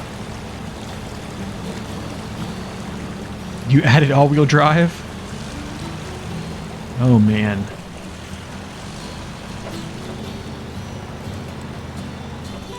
You're so hyped for the Kenworth? I think it's awesome, man. I think the changes are great. I think the reclassification is, it needs to quit loafing around for sure, dude. Right? Yeah, let's go hit the tower. I think getting reclassed to highway was a good move. Because now, I think like leaving a truck in heavy class, it not having all-wheel drive, or not having like, just not being more of what a heavy truck should be, which is basically like a big hulking piece of metal, right?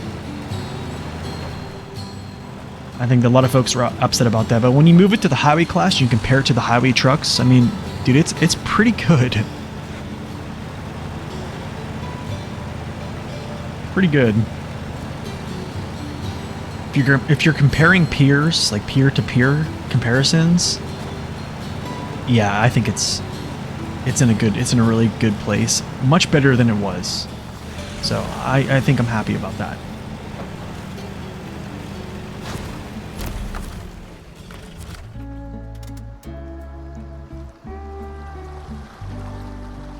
Oh, there's the scarecrows. The river, I probably need to go get that, actually. Oh, that actually wasn't a big plume, which kind of sucks. Which kind of really sucks. That's fine. So, I think what I do is I go get, I don't know if I can even get this with the loaf. I probably won't actually grab that. Is that a loaf there? Oh, that's for a mission. Yeah, it is a loaf. I do think I go... I think I try to get back this way. So actually, we're going to go like this. Cross. Here. And then pop it. Yo, Hammy, welcome in.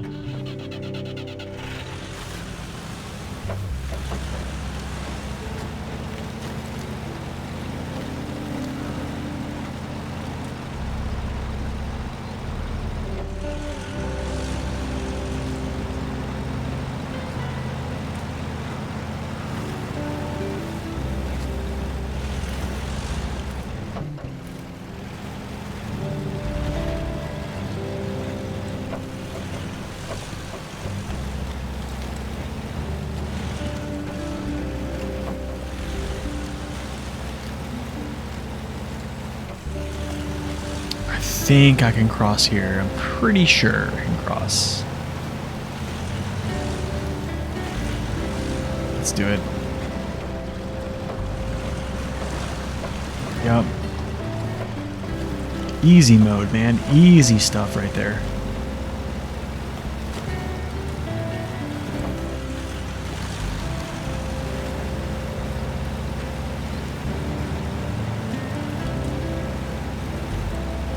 Yo, Loaf brother.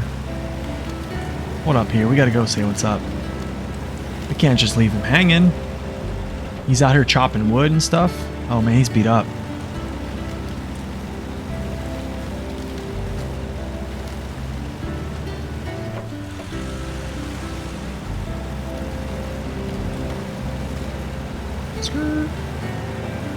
Oh, this is...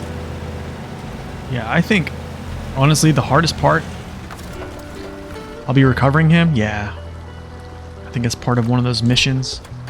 If I remember correctly, which I don't know if I do.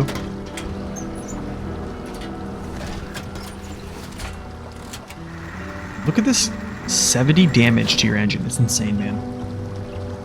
It's insane how little damage you can take in this engine.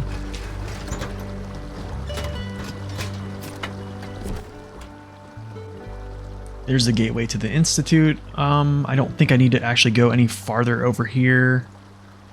There's not really anything. I just need to go southbound. Yeah, I just need to hit southbound. But the only problem with hitting southbound is I don't know if I want to go through all this junk with the loaf right now. I'd rather kind of like backtrack, come down this route here, or just basically like fast travel south, uncover the middle. That's essentially just what I'm going to do. I'm actually going to go back, hit the road, head south. Yeah.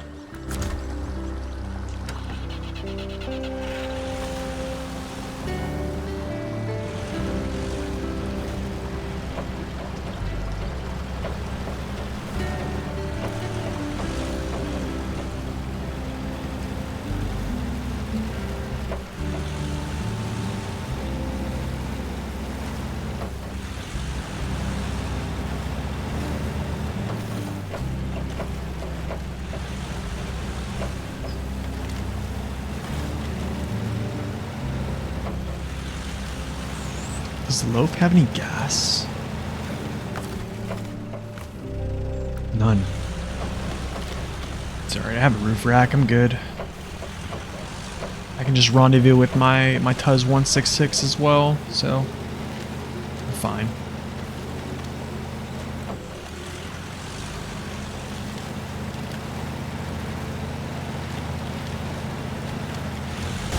Whoa!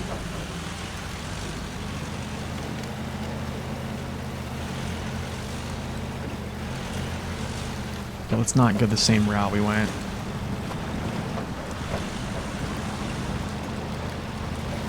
It's so crazy how easy that crossing was. Like it looks daunting almost, and then you actually hit it, and then it's like it's so easy.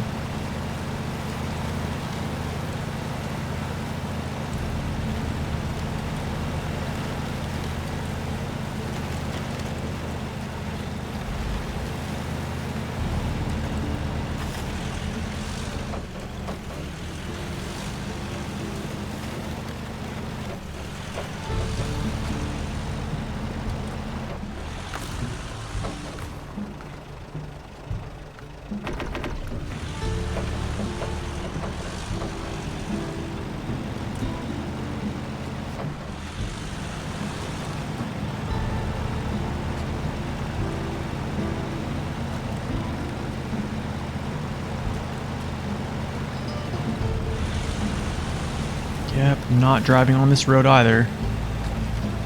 I know what this is all about.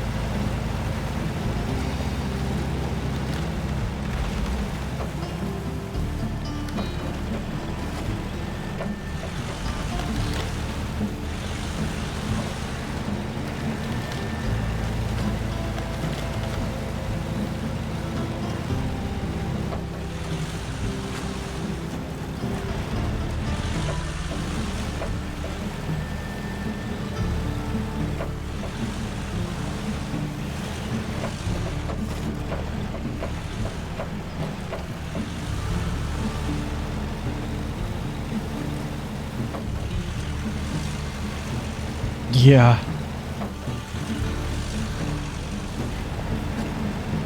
Yeah, taking the fields is a much better option.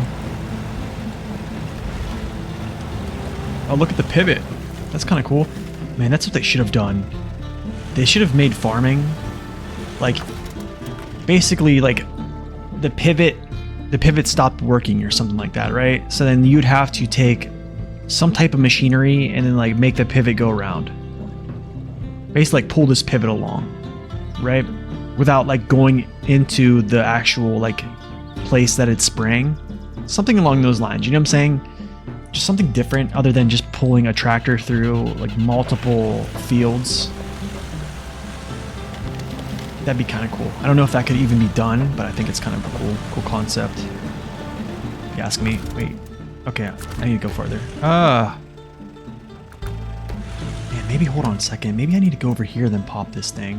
Or maybe it's pop it. Yeah, I'm gonna go to the edge of this field real quick. And then use this. And then come back over there, see where I'm at.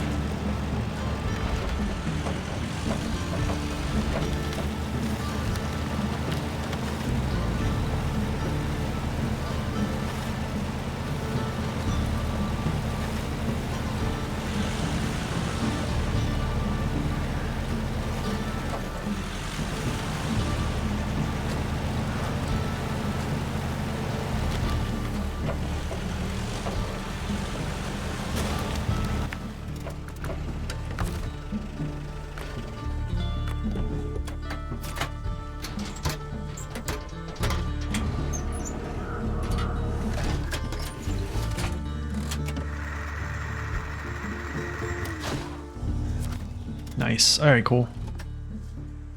That's scouted, and then we just go south. Or I could just go rendezvous, grab some gas, which actually is a better idea. Just go back, get some gas. Fill this thing back up.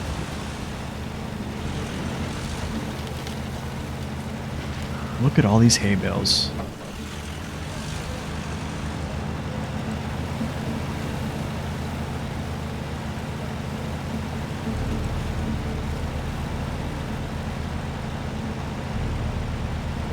What trucks do I recommend for logging?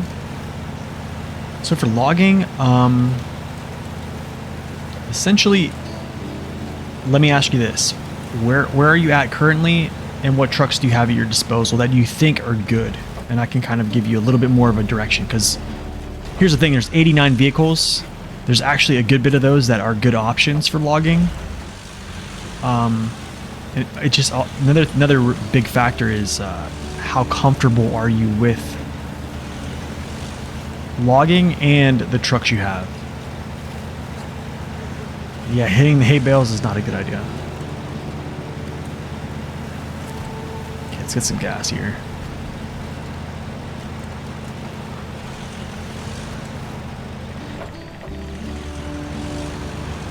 But I think as an overall blanket statement, yo Samo, thank you for that follow. Welcome in. I think as an overall blanket statement, a truck that has really good balance is going to be good with logging. Oops.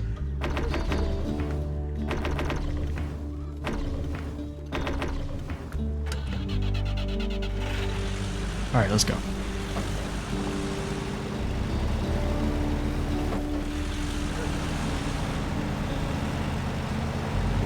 P16 is pretty good with long logs, actually.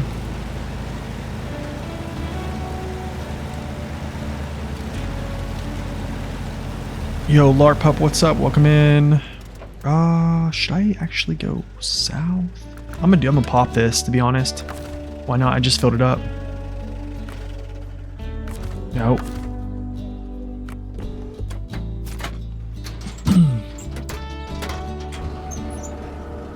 For medium logs, you do have the Cat and the Kenworth 960. Oh, dude.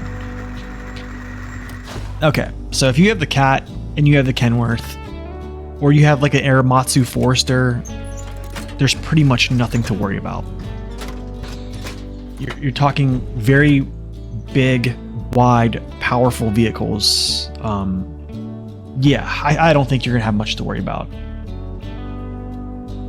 The Mac is pretty sick, honestly. Wait, can the Mac? I don't think the Mac can do medium logs though, right?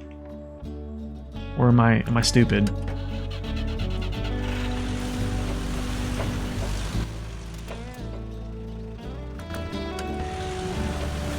Should I go middle? Let's go like here-ish. Let's do a little off. Let's go off the beaten path type stuff, you know?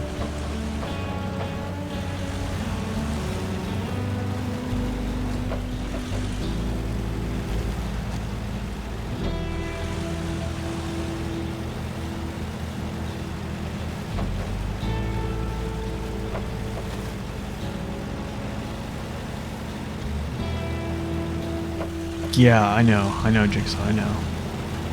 It's definitely gonna be a while, right? Honestly, I think a lot of these routes that I'm kind of like scouting up here is, I might be taking these instead of like just running through these paths. Just seem like such better options.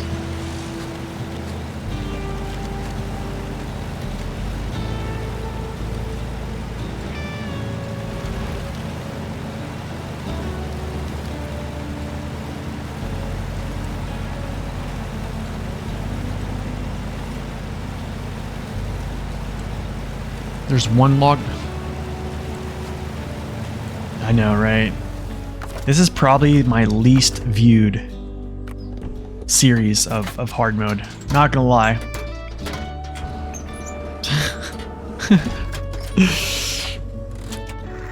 Yeah, it is. It is, Pip. Because here's the thing about the P16 is it's super heavy, and it has these massive tires that have really good tire coatings on them.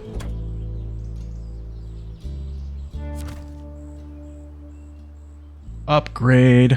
Let me upgrade ya.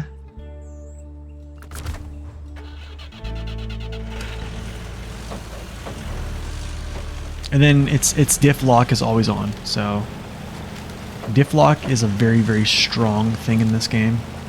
I honestly think diff lock is arguably stronger than all-wheel drive.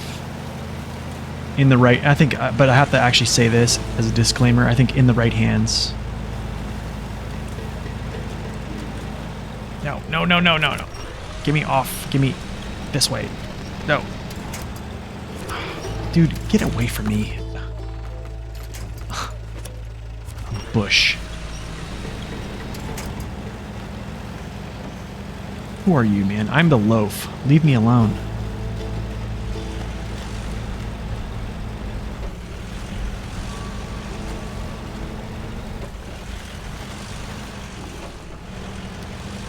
Honestly, I think if it was my call, the P16 would have. If you ever watched the P16 in real life, I would probably. Its engine would be like the Dairy Specials, actually. Or, I'm gonna be real, I think the P16 at least would have the Westline V16. At least. Yes, LARPup. I actually just put a video out on the changes to the new Kenworth.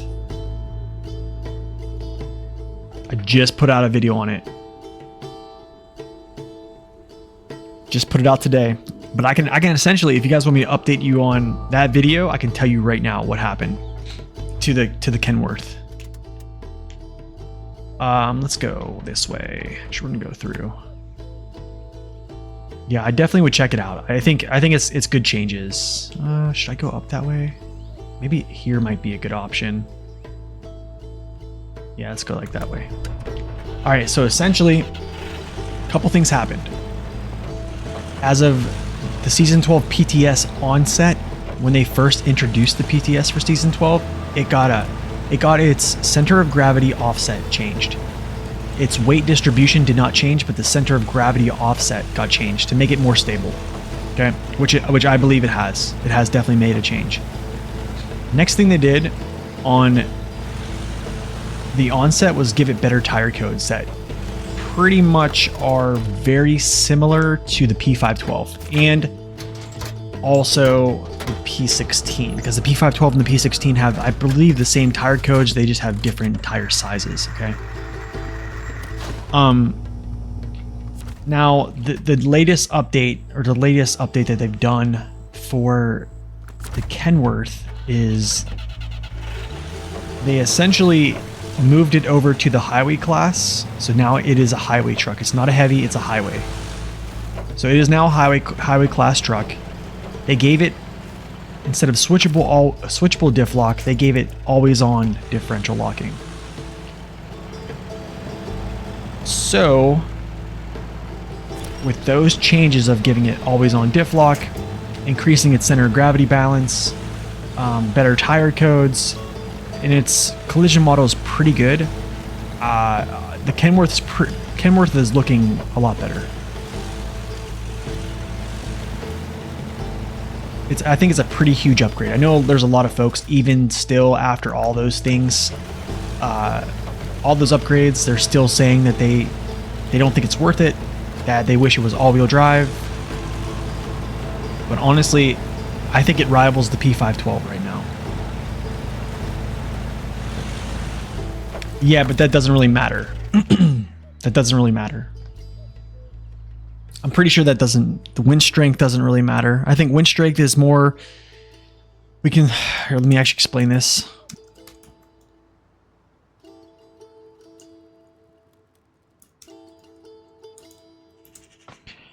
More of what goes into your power on your winch is actually, so it's actually related more with your weight of your truck. So here's essentially, let me actually, sorry, display cap. All right, so basically here's the winch strengths, right? Here's the base powers. So you have your advanced medium, okay, is at 1.3 strength. The advanced heavy is at 1.3 as well. The rope lengths are different. Now, here's another. Basically, for power, so you essentially have a 1.3, but what the actual equation is power equals truck net weight plus the multiplier. The multiplier is your winch base strength. So even with like the advanced heavy and the advanced medium, they have the both same base strength. So what really is the difference maker is the truck's weight for winch strength. So yeah, that's essentially what it is. No, they're not. They're all kind of weak. Honestly, the only winches I think are strong are like the big heavy trucks. They seem like they have pretty strong winches. All right, let's go over a little bit farther. I'll pop this and then we're done scouting. I'm gonna have to start getting some trucks over here. I think that's the problem, District 2. The thing is, I wish that the actual heavy class, see, the thing is, like, this goes back to what I was talking about at the beginning of the stream, is like we've almost made it so there's no classes in SnowRunner. Like there's no defining characteristic of like what's a heavy truck, what's an off-road truck.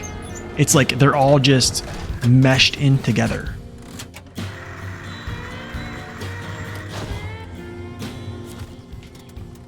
Okay, that's basically where this stops. Yeah, it's crazy because like in my mind, my 2020 mindset of what a heavy truck is a truck that's a contingency. It's a truck that's going to pull the big cargo, a truck that's going to do the biggest tasks in the game. Off-road trucks are essentially like my muscle. Below that are essentially the little bit less capable but very versatile heavy duty class. And then, you know, the highway class is its own thing, right? But like I think a strength of the heavy duty class that's very viable is the overall add-on capability or versatility. Those are two different things. But like, that's what I'm saying is like what we've kind of seen as of late is heavy trucks have been given so much versatility that there's almost no reason to go use a off-road or a heavy duty truck unless you just, one, like the truck in general, or two, you just like a challenge. But yeah, I think it was, so the thinking is like, I think them moving the Kenworth to a highway truck is a good move. If they would have given it all-wheel drive instead of tire code, I would have said maybe heavy duty would be a better option. Yeah, so that's the thing. Like, so another thing is like what District's saying is the heavy class trucks should have better winches just because they're heavier. You would think they would put a heavier winch set on a bigger truck to be able to pull it. I don't know. That's just my train of thought. Anyways, this map is completely scouted out. For the most part, there's nothing on these little fringes sides. I could go get all that stuff, but there's really no need. Up here, I think there's missions that send stuff up here, but this is like the extent of it. So we basically have everything. Everything here is there. So now what we're going to do is going to go back to Crossroads. I need to get the Dan. I need to get this fuel truck over here. But first I need to get fuel, period. So.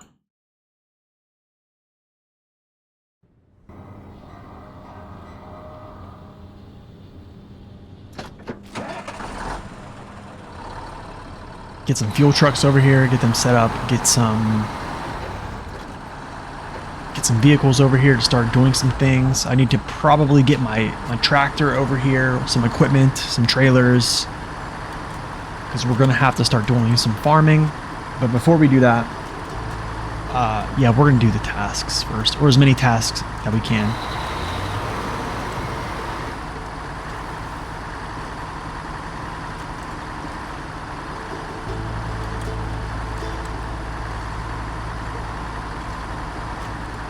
But yeah, honestly, I think them moving that truck is a good idea. I think they should actually continue to do this.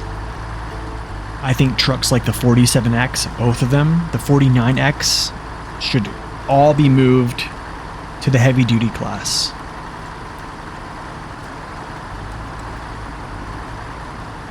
All of them probably should be.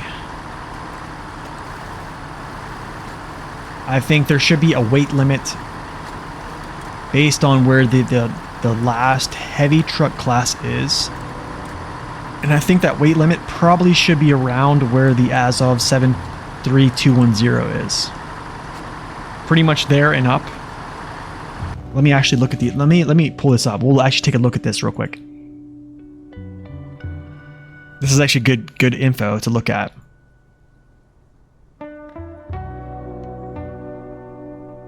All right, cool. Let's check this out. So,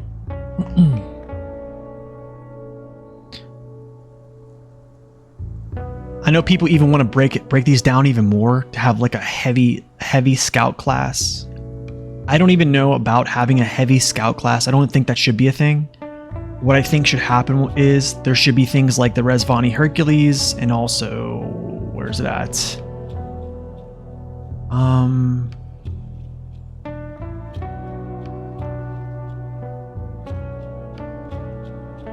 The Apache, I think these should get trailer support. Here's your Dan. You're using NA trucks in your game right now. That's the truck I've been missing the most. Yeah, man, the Dan is crushing it. Okay, so I need to move. So here's essentially what needs to happen. This gets pulled and they get sat in the heavy class. So right now, it's the heaviest highway truck in the game. So what I think should happen is, at a certain point, these trucks should get moved. Actually, it's probably here. I think here. These three trucks need to go. You honestly,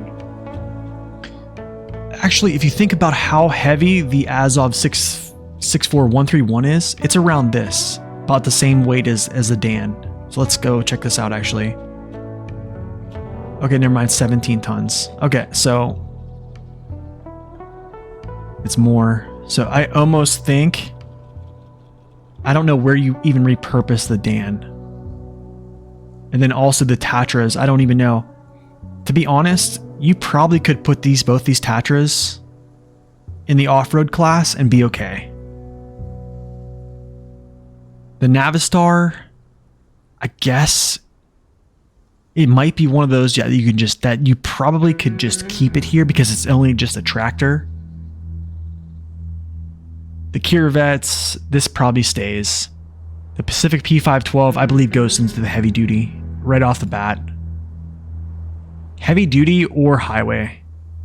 Actually, I think you just, pending where they just threw the Kenworth, I think this probably just goes highway.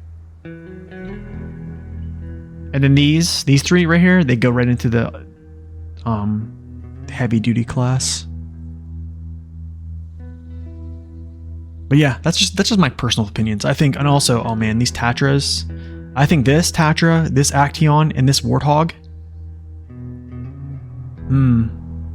I think these all three go into the Scout class and give autonomous winches and the ability to haul Scout trailers. Here's the reason I'm excluding this is because this vehicle already is just stupid strong. It is stupid strong. So that's just my personal opinion. Yeah, I think the P512 is, I think if you have all-wheel drive and good add-on options, like, yeah, I think that would probably constitute it going into like a heavy duty, but not having all-wheel drive is a huge one, I think. It should keep it out. I mean, like, yeah, we could probably say, well, what about the 57X? But the thing is, like, the 57X was given all-wheel drive, and so was the MH9500. I understand that. You probably could move the MH9500 over to heavy duty. But then again, I would probably just leave it. I would honestly probably just leave it. It's been there so long, I don't think anybody's like really up in arms about it being where it's at. Yeah, the Croc is it's crazy. It's really a crazy truck.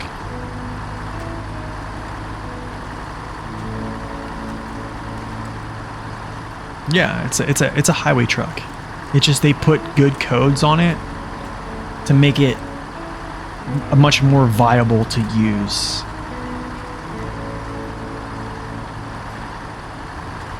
If the GMC got all-wheel drive in the base game, not DLC, then it would go into heavy duty class, you'd say. And that's a viable. Yeah, that's a good point.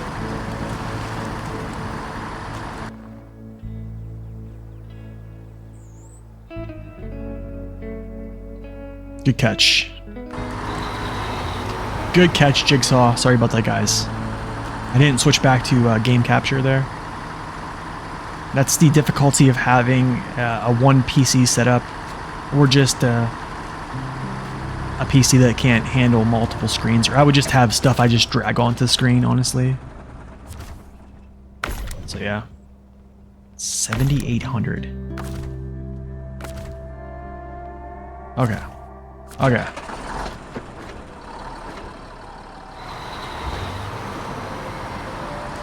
Let's get this over there.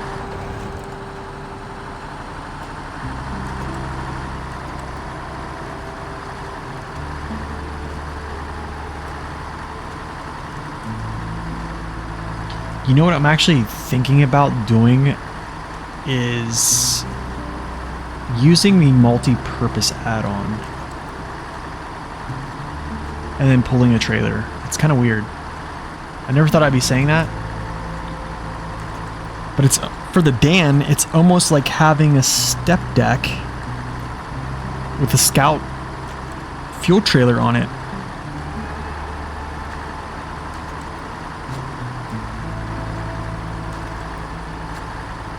I think the reason I'm saying that is because I don't have a massive fleet of trucks, right?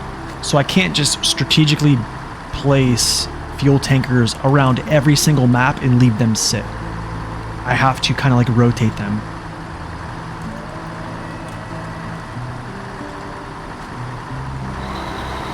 What Season 8 does to somebody? Yeah, right? Seriously.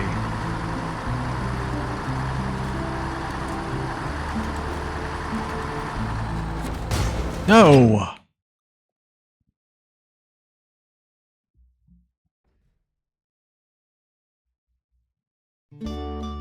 A transformative experience. Yeah, you ain't lying.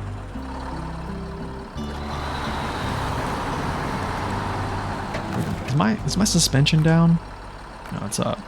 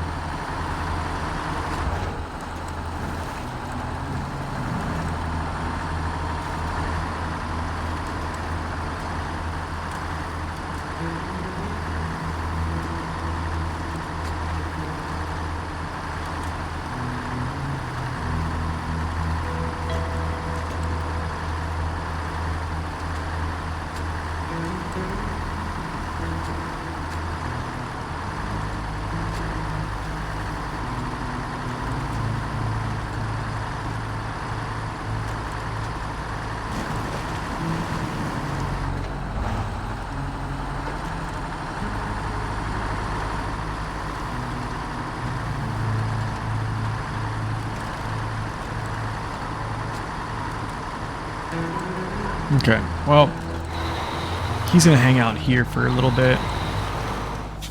Wow! Who knew? A chain link fence. Huh. Ain't that something? Okay, crossroads. I need to get...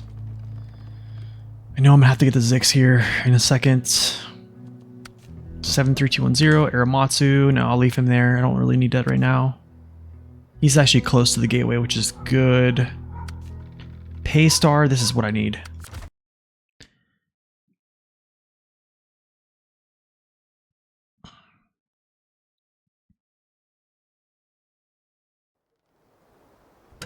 I'm full? Okay, this is good.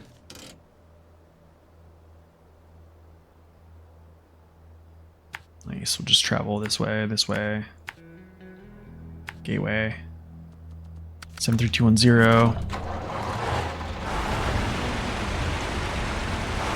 Okay, so 3 big tankers over here is pretty good. Because I know I'm going to have to do farming. And I want to try to, like, at least use this fuel I have here. And then when we get to the Institute, I'm actually going to take advantage of free fuel. The fence post is 20 feet deep, yeah, right?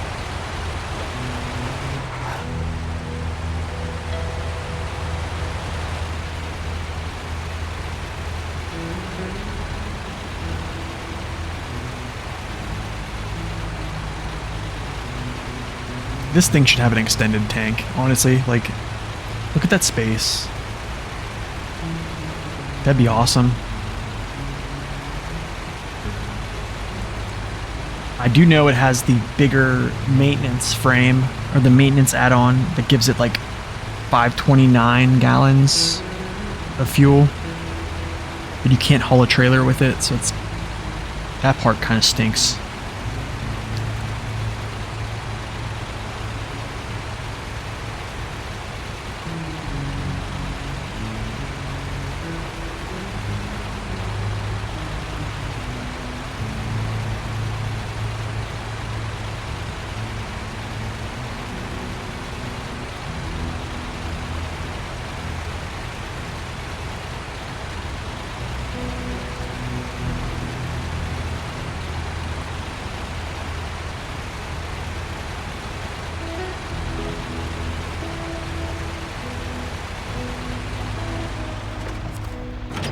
Boom.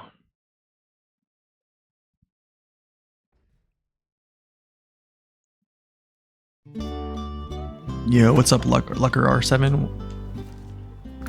Alright, let's get this over there. Let's go. Actually, let's go back.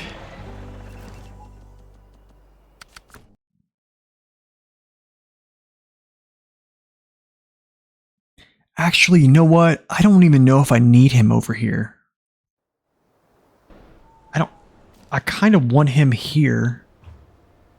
Because whenever I head over to the Institute, I can just take him right through this gateway. Instead of having to do the trouble of literally hauling him. It's actually not that bad, to be honest, but it's actually not that bad of a move, but going across the whole map, basically. So I think I do have enough fuel here, hopefully.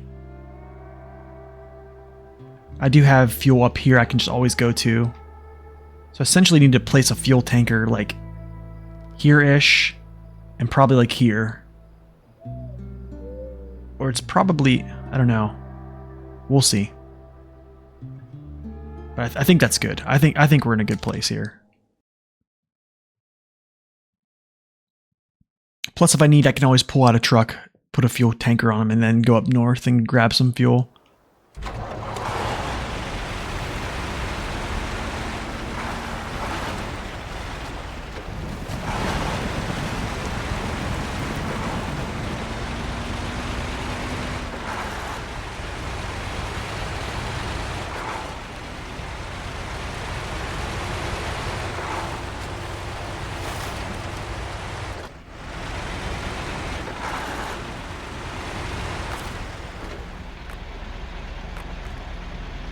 I hate how I always have to check that. I feel like, I don't know. I feel like I'm always checking that thing.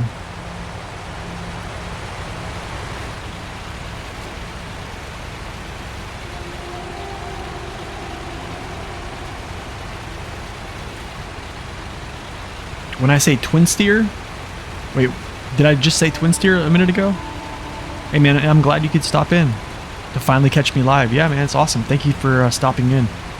So when I mean twin steer, usually I'm talking about the Western Star 6900. There's a few occasions where I say twin steer where I'm meaning the 5600 TS. I think pertaining to this playthrough, if I'm talking about trucks in this playthrough and I say twin steer, because I don't have the Western Star twin steer right now, I'm probably meaning the 5600 TS.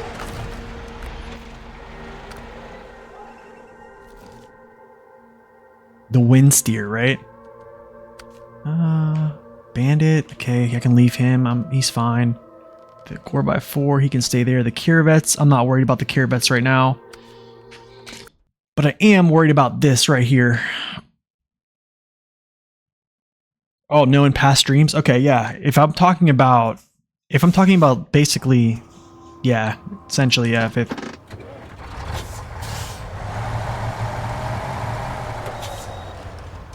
drifting queen steer, yeah. I need to get rid of this trailer. I don't like the flatbed. I think we might get rid of it actually on this next map. I'm just using it because it's free. There's another free, I think there's another free trailer. It's actually got a sideboard bed.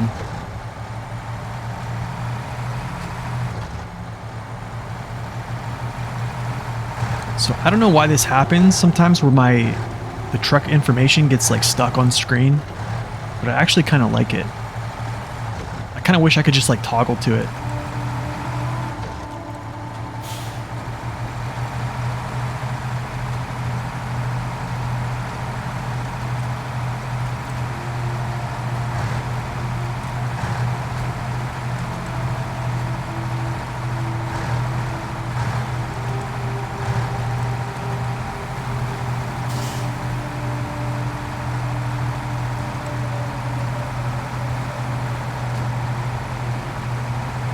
Wait, I don't think it's Institute. Is there one on the Institute? I mean Heartlands, right? Check this out. Here's a free sideboard, Sammy. Oh, there's another one on the Institute too? That's even better news. I'm really, you know what I'm really debating, y'all? Is I'm actually debating on using a step deck. I think I want to use a step deck and throw the small fuel trailer, the scout fuel trailer on top. And then I won't really have to have a super big need for getting back to fuel stops. I can just refuel as I go, and then basically like every couple missions make my way back to a fuel stop. Which we might actually do. Speaking of, you know what? We're going to do it. Yeah, we're doing it. We're making a change here, guys. I normally don't do this. I'm normally all about using the sideboard bed. I think it's a really good move, but we're going to switch it up.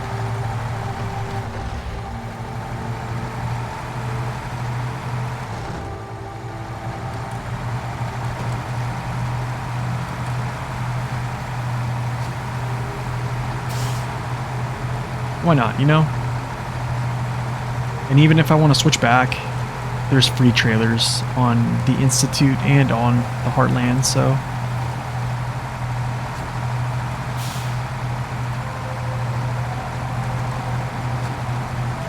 I also believe there's I think it's a service trailer on the northwestern side of Heartlands, if I'm not mistaken. I haven't discovered it yet, but I know it's up there.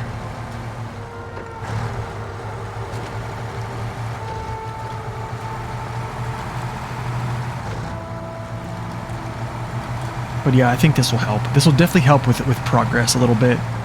So I feel like I do one mission in this truck, and I like using this truck. Don't get me wrong. But I think it's like I get done with one mission, I'm immediately looking for fuel instead of looking for the next mission, which... Step deck. There we go, baby. There's 2 on the Institute? Nice.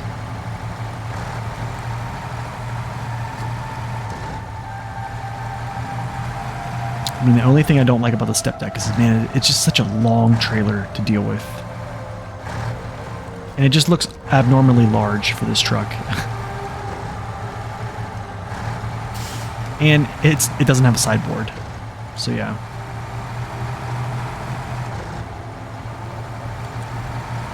But we can deal.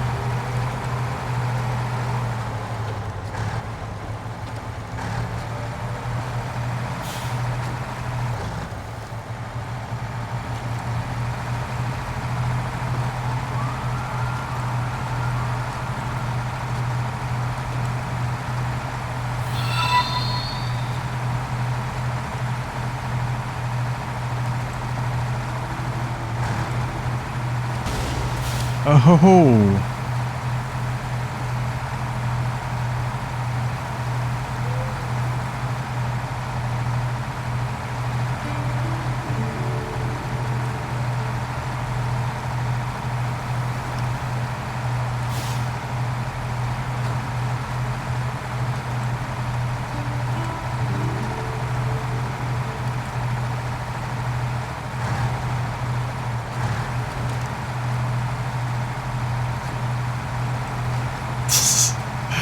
This thing is like just going everywhere right now.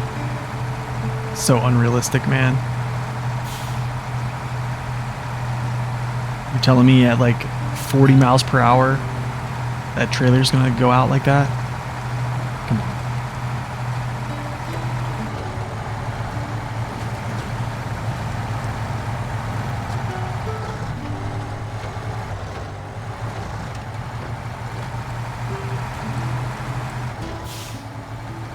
I guess I'll stop by and get a drink, why not?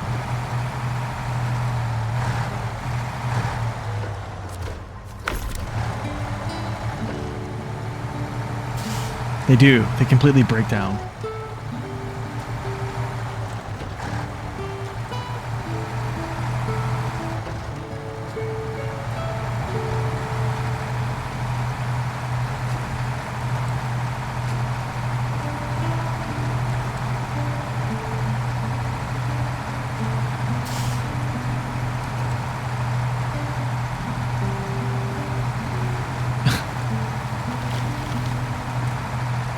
It's just ridiculous. It's like it's on ice or something. Like my trailer's on ice right now, just skating. Like we're on an ice rink right now. No! Oh, that's so terrible. Oh, my poor step. I mean, my poor Zick, sorry. I said step. Tail wagging, basically, right? Oh, my Zicks.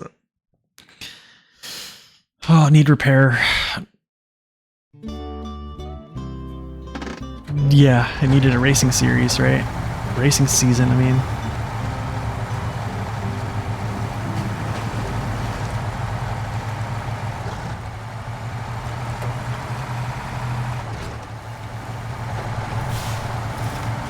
I know, right? I'm just destroying trucks right now.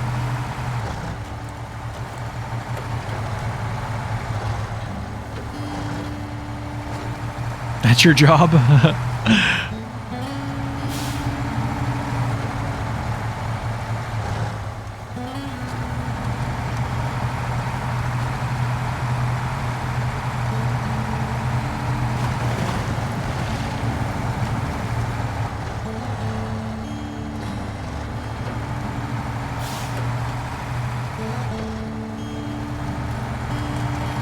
Honestly, I can just tell. I can just tell that these roads that are covered with this dirt, it just affects, it's affecting the performance already.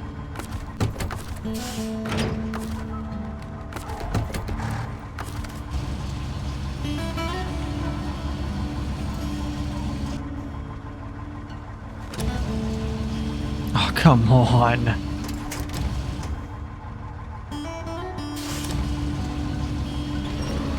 Okay, there we go.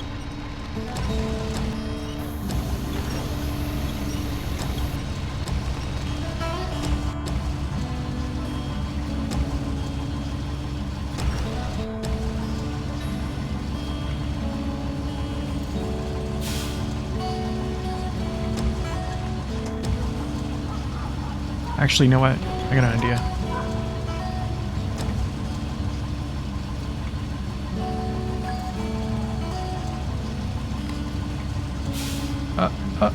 Just chill, just chill, just chill, just chill.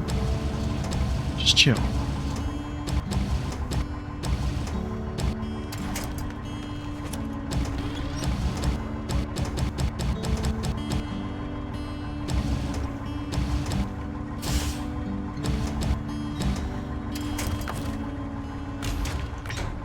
Boom.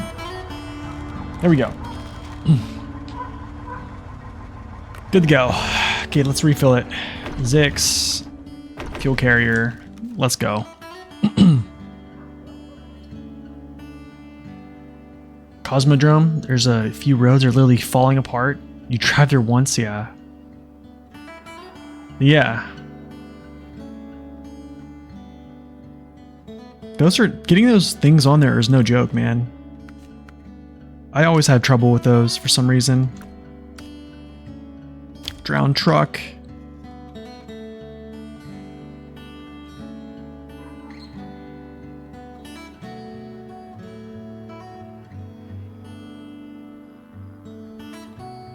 That'd be sick if it did have a vehicle ramp, right? Supply chain, packed produce. Just trying to figure this out, you know what I'm saying? River blockage. Hold on a second.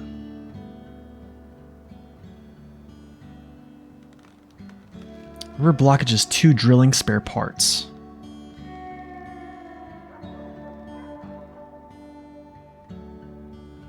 But I also I think I need to unlock things before I do that.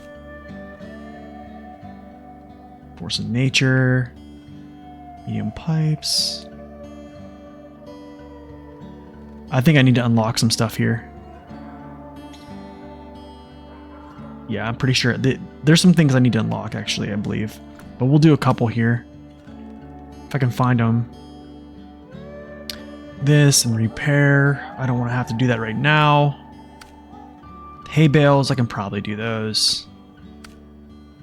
The metal rolls. I don't know where these metal rolls are. Let's see if they're around here somewhere. I think... Okay, I think what I need to do, actually, is... Yeah. Okay, so here's what we're gonna do. I'm going to go to the bathroom, and then we got to do contracts to get these areas opened up to use cargo. So yeah, then we'll get started. But anyways, I'll be right back, guys.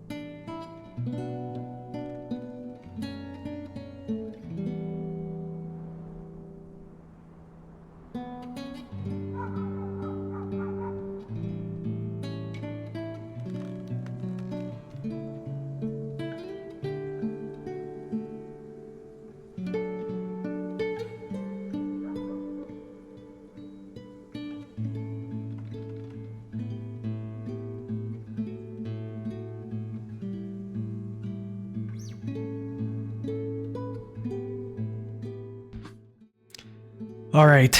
Yes, we are all sleepwalking through this region. Would this be a good region to do a subathon to try to knock as much out as possible? Which I need to still do that. That will be happening in the future. Subathons are going to be a thing. Dude, really? I hate those. Okay. Kalari group. Hayloft. Visit the Hayloft, then deliver junk to this. Pretty much what I have to do first. Garbage. Where's the garbage? Wait. Please tell me the garbage is not over here. Please.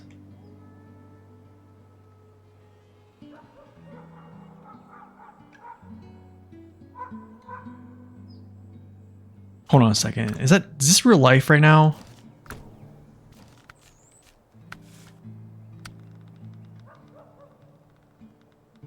Crafting zone. Yeah, there's a lot of stuff to do here too. The rail section. Oh shoot, you know what? The rail section is down here.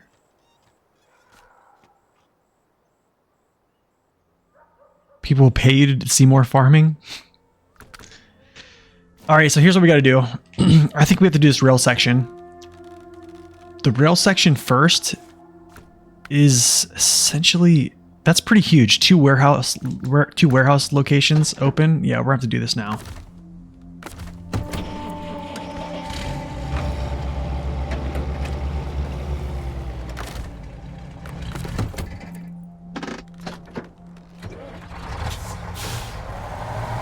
Yeah, I have to do this now. Honestly, I think it was kind of foolish. I'm gonna be real. It's kind of foolish on my part to not look ahead a little bit more in detail and realized I needed to open up these things. And I should have actually gotten that cargo whenever I went and got this trailer. So that's kind of like my fault right there. Okay, cool. That doesn't contact. That's good.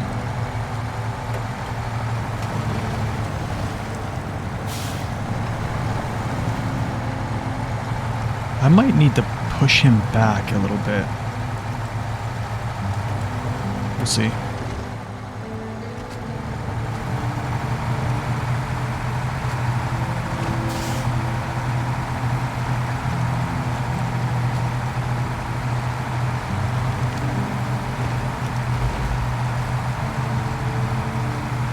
So essentially we'll do the rail mission, then we'll do the other mission to open up the crafted area and the other warehouse down there where the garbage is at. So I think the garbage part, I want to say it's in that like quarry. What is going on? Is this real life right now?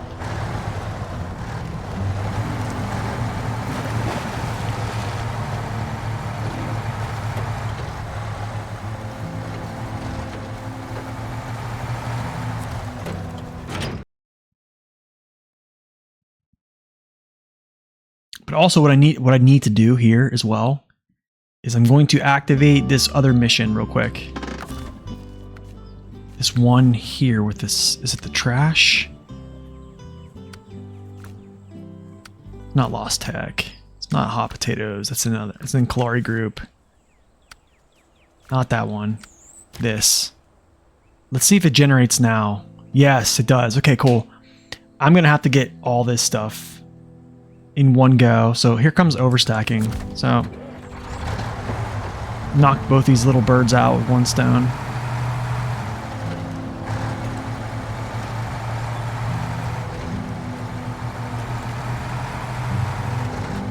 Dude, this thing is not... I have to adjust this.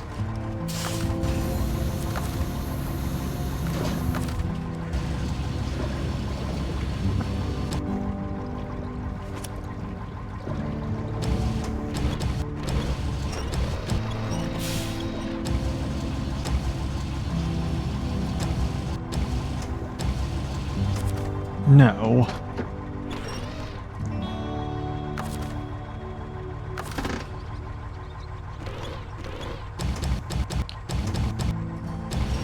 Just want to back it up right there.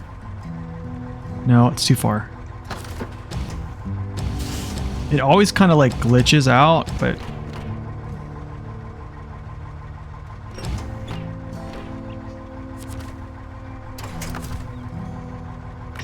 it's a little bit better. It's a little bit more space. So at least the tongue still packs. That's kind of what I wanted. Yeah, that's what I'm worried about, Larpup, is the trailer detonating. That's exactly what I'm worried about right now.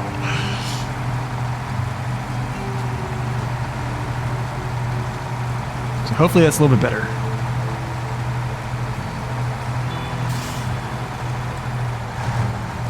I could always turn this thing sideways too. Actually, I don't know if this is like a square. I think it's a square. Does it look squarish? Or does it look more rectangle? Looks more rectangle. Yeah, I don't think I could put it sideways. Maybe, I don't know.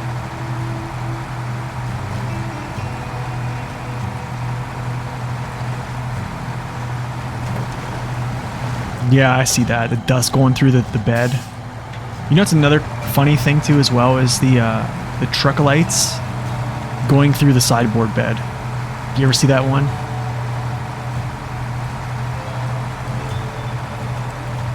That's another good one. Oh man, we messed up so bad with not going and getting this cargo beforehand.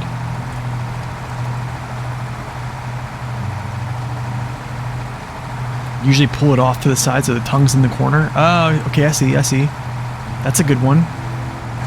Yeah, we might do that here later if it starts doing that little glitchy thing.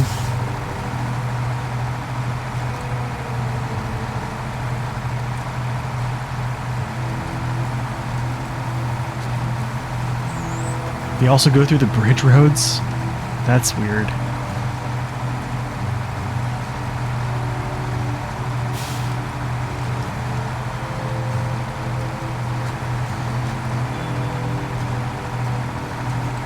Yo, does anybody else watch those YouTube videos of guys going out and like rescuing these trucks that are like completely broke down? Like they've been like abandoned for like 50 plus years. And they go out there and they basically get these vehicles to start.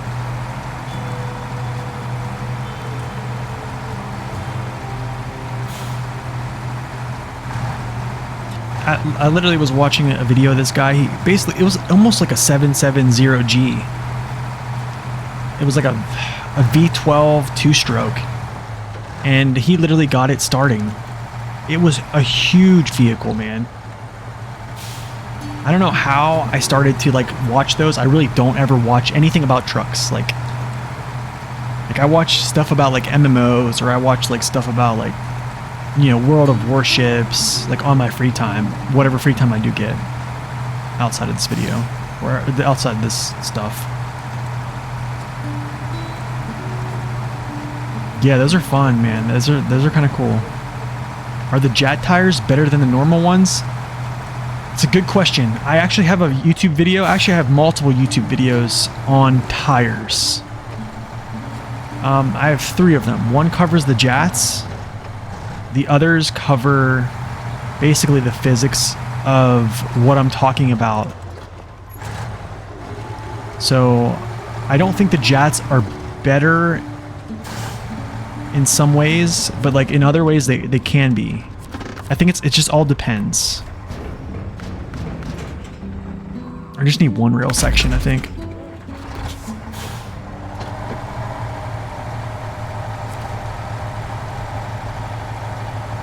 But yeah, if you type in !YouTube, you'll see I'll have videos. You go to my channel. I actually have where I can actually link them if you'd like.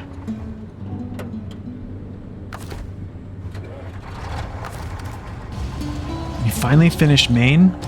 Hard mode, no mods. Nice, dude.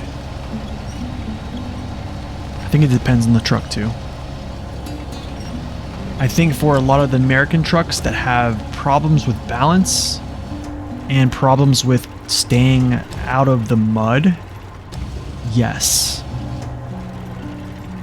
But straight up, like if I want to say like in moderate conditions where I pretty much mostly go, the UOD2s on, you know, smaller medium trucks are they're still awesome.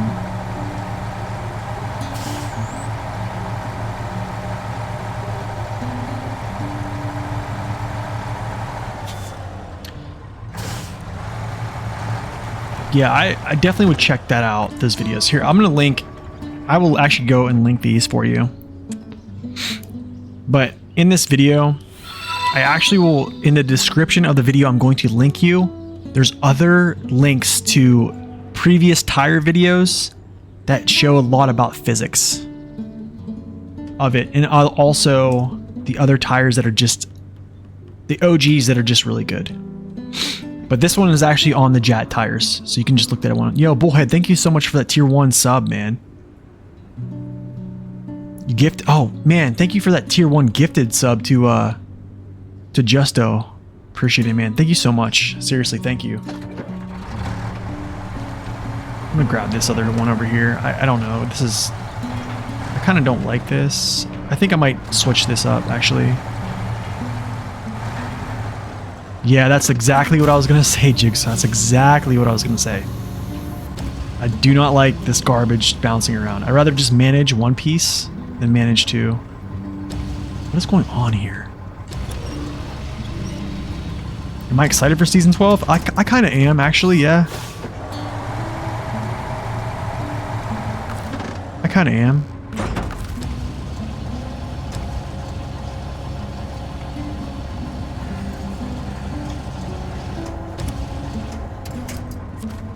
What is Wrecker's list?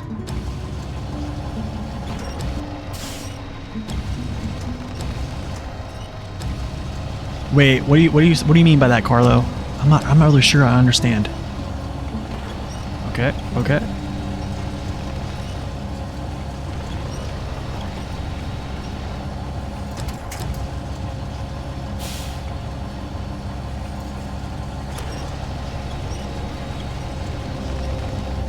Reddit. I'm not sure what it. Okay, whew. He mentioned the name, the Reddit. Oh gosh. Okay, so is anyone able to link me that? Because I don't know what you even mean about. Because I can tell you this. I don't know what he's done, and I don't know who he is, but I've tested these. That's all I can really tell you, is I've tested these, and I've also referenced other folks that have tested all these pertaining to tires. So like, I think it was him, I believe that was the gentleman that he actually said, funny thing is he actually said that, I think this is where, I'm gonna be real, I think the credibility goes out the window, is when you say that the new MSH tires are better than the 612s. I think right there, there's a huge problem.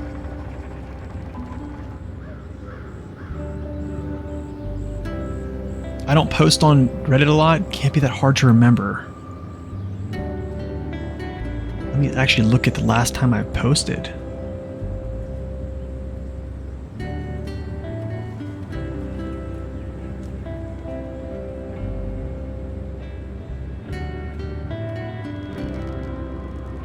Okay, let me see if I can actually allow. Send it to me on as a message on Twitch.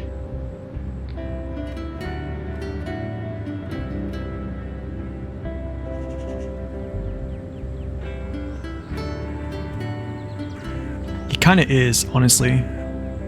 Okay, if we want to go into this, I don't necessarily want to like blow somebody up. But for this purpose, we can do it. Okay, is this the comment you're talking about? Right here. New Jat tires. So what are the best ones to use? Okay. If you really want me to break this down, all right. Let's talk about the first fault here. First thing is, right off the bat, he's comparing apples to oranges. Right now, period. Like, there's no reason to compare these to the ZHMs, compared to the OHDs that are literally only on a couple trucks. This is ridiculous right here. Okay, and then saying that the 612 tires are somehow... Okay, this whole statement here is just... You're comparing apples to oranges in totality, okay? Let's just say that. And then he said, in a nutshell, trucks that only have access to UOD benefit from choosing the JAT OMD ones. So for one, the OMD ones don't perform better than the OMD 3s. That's already been confirmed. And the OMD 3s are actually getting a buff in season 12, which I've already kind of covered that on prior streams. The OMD 3s are actually getting a buff to their dirt. Actually, they're getting a slight debuff to their dirt and an increase to their mud ratings. So the OMD3 already have better times that I've tested and other folks have tested already. So so this statement's completely just false, okay? OHD1 to the Jet OHD3 is a side grade. So the OHD1s actually, the OHD3s, I believe are, let me actually look at this. Let me see some of my time trials here. The Jet OHD3s actually were, Jet OHD3s are coming up farther in the list. Then here's the OHD1. Here's an SR. This is in SnowRunner tests. Here, these are strips. The OHD3s are showing better. This is very minimal. This is 100th of a second. So this right here, now I can see this is only 100ths of a second, which is very, very close. So I totally understand. However, here's the OHD1. Here's the OHD3. This is like 2 seconds. Okay. All right, let's continue. Trucks that previously had access to the MHS plus DMHS tires, which are the exact same codes, okay, benefit a lot from the JAT MHS 4s. MHS 4s. Okay, 4s have been doing pretty well. But also, in-game, the JAT MHS 2s have been doing well. To be quite honest, I can say across the board, these are very small values. So I think in essence, if you're choosing to use the new JAT tires, it's almost like choose whichever one you want. Because they're all kind of coming out very similar. A couple of them are showing out a little bit better. MHS 6, MHS 2s, but they're all around the same. Okay, so essentially he's saying, so these are all the similar codes. DMHS and the MHS1 are still the same, right? So they benefit a lot from the MHS4. So here's the thing with the MHS4. The MHS1, the old MHS1 is crushing, is beating these by over a second. Okay, this is in a mud strip that the texture becomes deeper as you traverse through. Super heavies are going to benefit from the JAT MHS 2 or 3 over normal MSH since they are 20% wider. So here's the thing. This is totally false. Okay. Totally false. MSH2s are more narrow. They benefit from weight being transferred down into them, pushing them into the surface more. And also they don't have as much width, so they're not accumulating as much ground resistance to push dirt around through this. Yes, the MSH3s are a second off. They're the second best. But usually MSH2s are still going to be a better pick. Unless you have problems with grounding out on your frame. Okay, that's solved. Width doesn't mean better. Wider does not mean better traction. It actually just means more stability and more buoyancy. That is literally the only thing that width means, okay? Almost as wide as the 605R tires. That's true. 605R tires are 1.0 in width. I think the MSH Jats are 0.95. Here's where he goes really wrong. 612 should also use the JAT MSH over its nerfed ZHM tires. Let's just look. Let's just look at this, okay? I really, okay.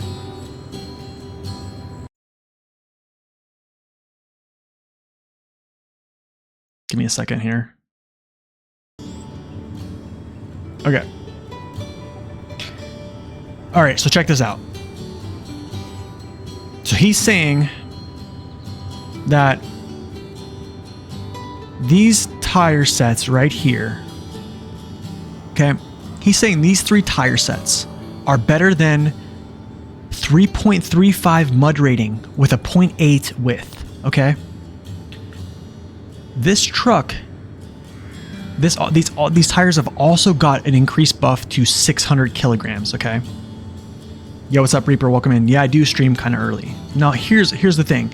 Yeah, these are not super wide, but the problem is is making them super wide is just going to add buoyancy. Regardless if they were this wide, they would still perform better because they have better mud rating. So, one, this is just totally wrong. There's no other tire to choose over the ZHM. If you're using any tire other than the ZHM, it better be a chained option because you just don't like slipping on ice. This tire before was 0.65 in width. They increased the width on it, and they also increased its weight. And from that, I've actually showed a video on the effects of that minor change.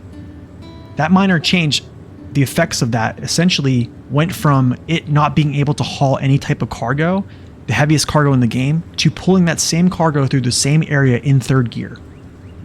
All right, let's continue. Scouts have access to MS. Should probably use the MS3.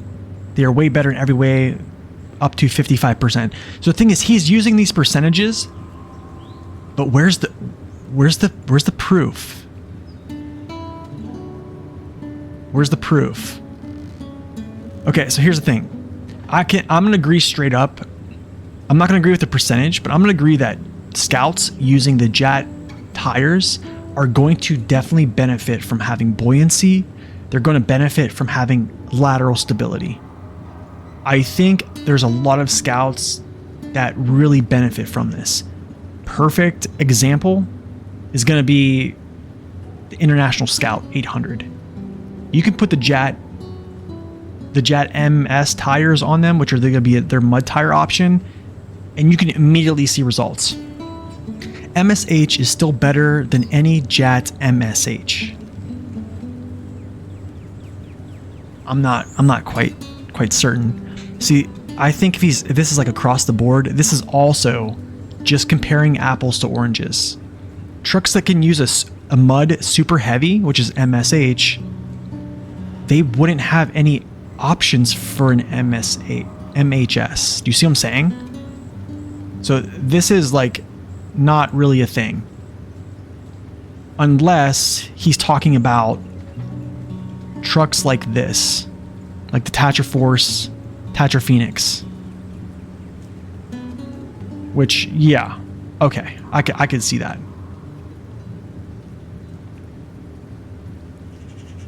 Tires other than stock tires for the 605R, P16, P512, TUZ 420, the W990, 770G, or trucks that have the balloon tires are a downgrade in most circumstances.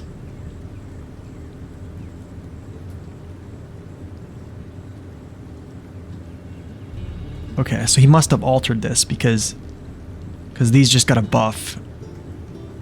But honestly, the 612H needs to be in this list. Balloon tires just give you buoyancy, give you lateral stability. So here's what I basically said was, I said, can I respectfully disagree on a lot of these things? I've spent way too much time testing, which I have, and referencing results from other folks like SD1 on this subject. So SD1 did testing on this. Basically the same testing I was doing, we were comparing results. Also, there have been a lot of folks that have been in this stream who also, and even on Discord, who I've been talking about that are getting the same results. I said the Jats are a good side grade and also good for trucks that have ground clearance issues, aka they don't have a good vehicle collision model. But performance wise, the old tires still show out, which they have been. The UODs have been beating the OMDs, and the OHS2s and the OHD1s have been beating the new tires in that same regard. The differences aren't huge. The times aren't like crazy numbers. We're talking maybe up to a second or a second and a half better, but we're not talking like 3 or 4 seconds. So according to the season 12 PTS, the OMD3s could change. And I did mention this before on stream, I believe on videos as well. They're going to change. So I think this, but I've already tested the OMD3s against the UOD2s, and the UOD2s still have been beating them. If you guys want, I can go right back into the PTS and we can look at these again. So in a lot of your quotations, references, and the greater ands, less thans references is comparing apples to oranges. I I would try to compare OMDs, UODs, and OHDs to the whole MHS value. Basically, OHD is like super heavy doubles compared to the MHS, which trucks that have OHDs normally can have an MHS option. Then compare MSH to JAT MSH. So width doesn't necessarily mean better performance. It actually doesn't. Just adding buoyancy and stability if a vehicle needs it. So you mentioned you should use a different tire than the ZHM 612. I said, my brother, these are some of the best tires in the game, which they are. Then he responded, other folks like SD1, you mean the one video where he did a single run of every tire. So this is, if he really thinks that SD1 is going to put up hours of testing in a video, or he's just going to show parts of it. This is just a ridiculous statement. Okay. The JAT OMDs are a good side grade. In my testing, I found that the off-road performance is basically identical, but you get slightly more stability. This makes a net positive for me. I think it's only a net positive if you're getting balance. If balance is your issue, net positive. Yo, thank you for that Prime sub. Appreciate it. You don't think it's apples to oranges and particular problems with what he posted. You just look up the best tires for your truck and can fit it. It doesn't matter at all if some aren't available. It's that or have multiple lists. You like stability personally. A few seconds here or there makes no real difference for me. Making it less, okay. So basically you value stability and buoyancy. That's totally it. But to straight up say off-road performance is meaning basically going through terrain. Stability is a different thing. It's ranking where you pick the highest tire. So like, but the thing is, why rank those tires against each other when they're not even comparable? A lot of these options can't even use, the vehicles can't even use them. Yeah, we know the Tatron's tires are insane. That's already been a known thing. So I'm just gonna say, like, I'm not saying that he's stupid. I'm not saying that. I think he makes a lot of good points. You can find all these tires on my list. Okay, so like, here's the thing. This is what Reddit does. People on Reddit, they post these lists and they say they've done all this testing, but where's the documentation of this? I mean, I agree. Like, he does sound like he has been looking into these. So yeah. Here's where it kind of goes wrong. But with everything else being similar, it usually does. Everything else really isn't similar because tires that don't have width, which he should have already known from testing, that narrow tires actually give you better performance. Here's why. Here's why right here. XD Fletcher.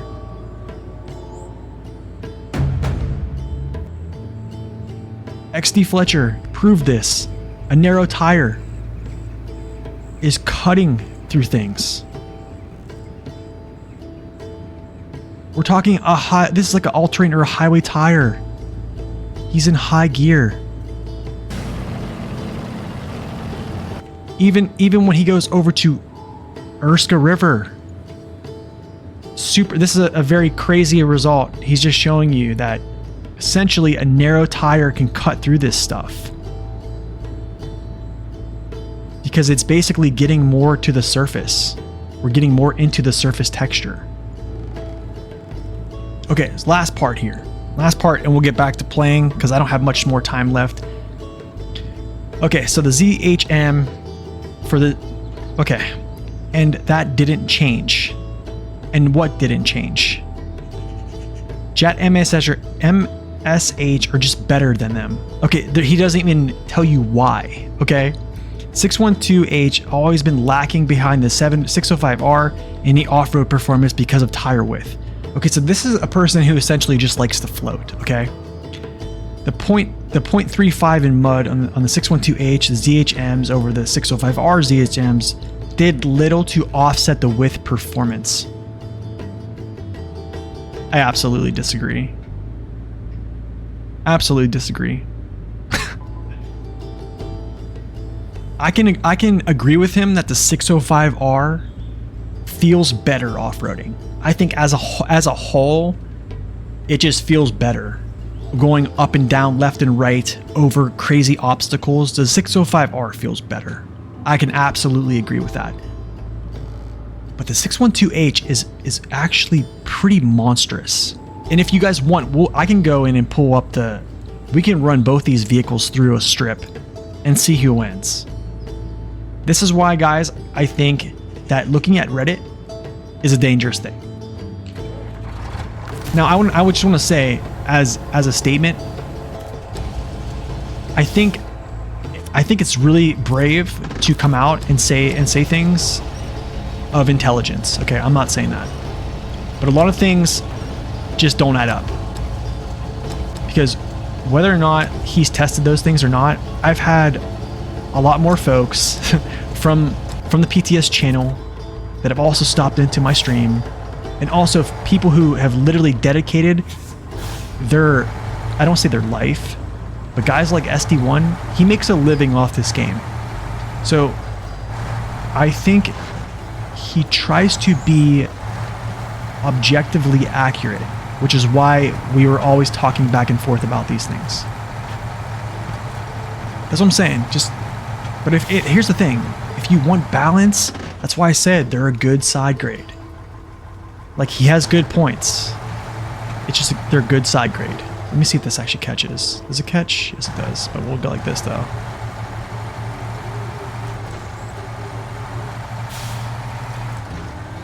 Oh, that's right. Good.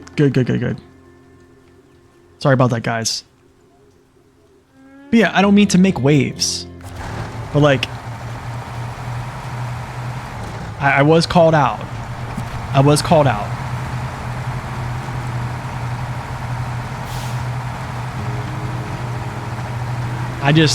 going to say I'm fully... No, it's okay. It's totally fine, Carlo. I mean, but... And I don't want to... Please don't go into that. Don't go into that Reddit channel and start blowing it up. There's no reason that we need to make this a thing. But I'm absolutely confident in what my findings were and what other folks' findings were. And they all are adding up to the same thing. A more narrow tire is performing much better.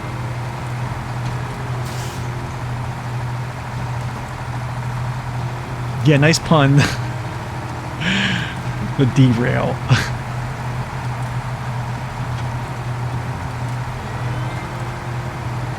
I appreciate that, Widow. I mean, honestly, man, like, another thing is testing it for yourself, but also, like, if he feels confident that in his testing results, it's fine. But, like, that's the thing. It's fine because he's also finishing the game. He's happy. But, like, also to just straight up say, like, but also you got to think about this. It's like, where is credibility? I'd like to see, like, okay, you have these results, but where's your credibility? Where's any evidence? Like, I've even posted some of my testing online. We've actually done testing on stream. Everybody that I've referenced my findings with, they've literally told me the same things. We have guys like SD1, we have guys like XT Fletcher, who are literally finding the same things we're talking about. So it's either the guys who I just referenced and myself are complete fools, and we need to basically close down shop, or somebody else is wrong.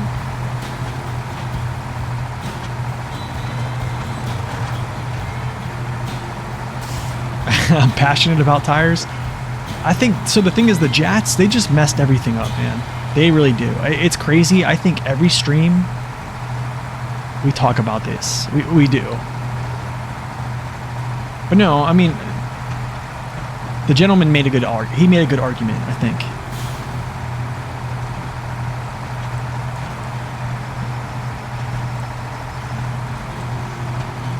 Basically, yeah. So you can see I didn't get upvoted very much because, you know, folks don't really like me that much. Whoa.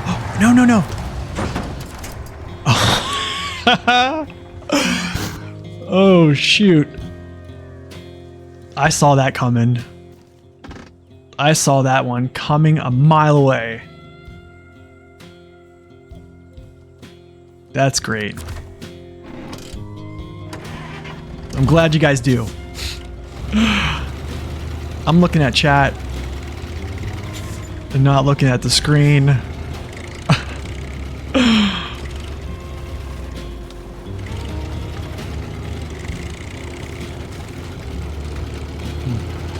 You think my tire slipped?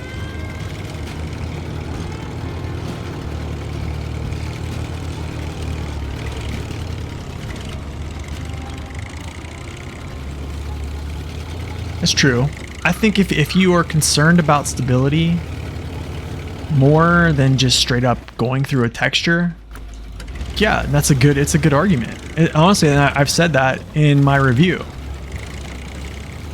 I definitely have said that, where if your problem is stability and, oh man, come on. Yeah, if your problem is stability and you're falling over too much, or, you know, your truck is sinking, it's a good side grade. You know, even folks like on the Discord channel that probably are more active in looking at things like this, like McKillum, Naked Dave, I mean, all those guys, they say similar things. So I'm not the only one, you know, I'm not the only one crying this stuff. This truck is so strong, dude. It's so strong. I think the worst part about this whole thing is I dropped my fuel tanker. I slipped on a banana peel. I know, right? I'm probably gonna have to delete that segment of the stream before I post it. I think I'm not trying to create strife, honestly.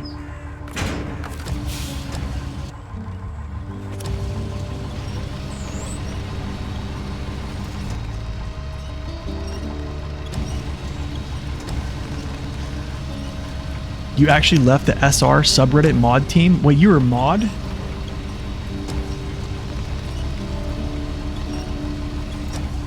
Honestly, man, that's what I'm saying. That's why I think that Reddit is not a good place to find information or to ask advice for SnowRunner. It's not. A lot of folks, they also say,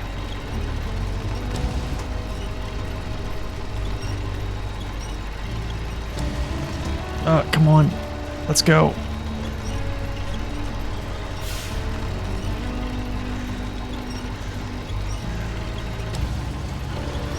Yeah, I know. I like just dumped all it. Could you just go on?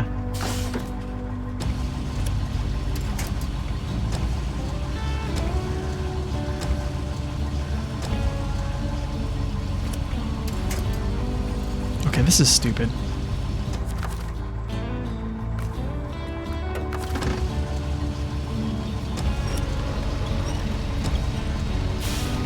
Maybe, hold on a second. I think I know what's going on. I think I know what's going on.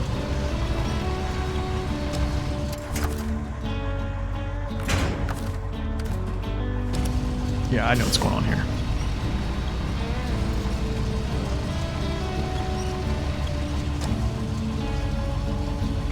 Dude, half the people on Reddit are just trolls, dude. That's the thing.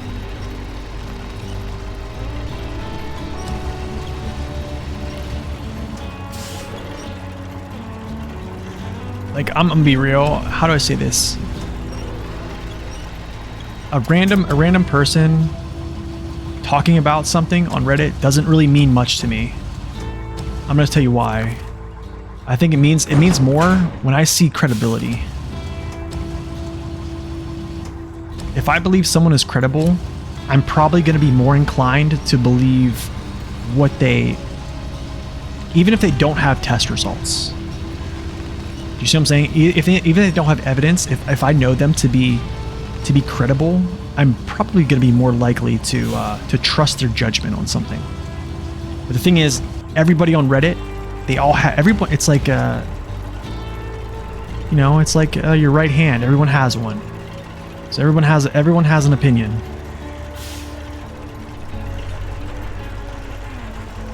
Which is fine. I mean, it's fine to have your opinion.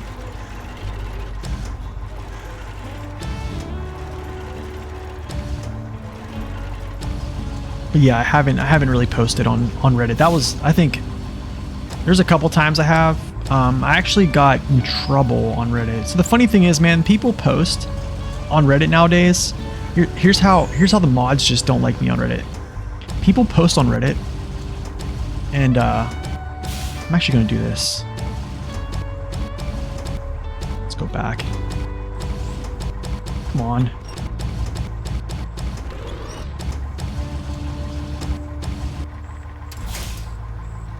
No.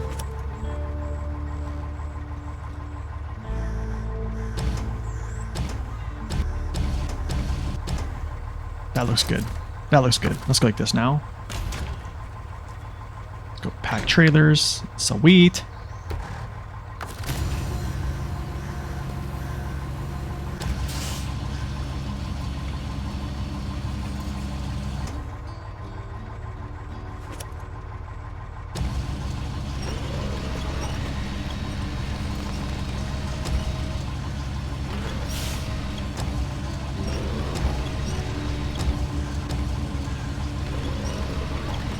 Dev publisher forums tend to be better. That's good. But no, I mean, I got in trouble. I got in trouble on Reddit. Actually, it was maybe 2 years ago. I got in trouble because one of the mods told me I was self-promoting. But then again, I come back a couple, 6 months later, and people are posting their own videos to Reddit. So to me, it almost felt like a good old boys club. So then I just kind of I kind of stay away from it. But sometime like every once in a while, if someone is genuinely like looking for help, and I look at the post and they're like, there's always helpful people on. You can't just straight up say Reddit is terrible like in totality. There's also a lot of very knowledgeable, very helpful people, and the SnowRunner community is actually filled with those, right?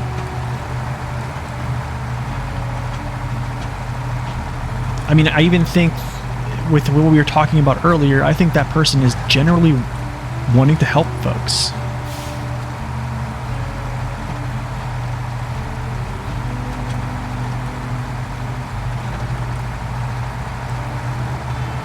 Yeah, I think so too. I think like when you get into like MMOs, those Reddits are probably pretty bad.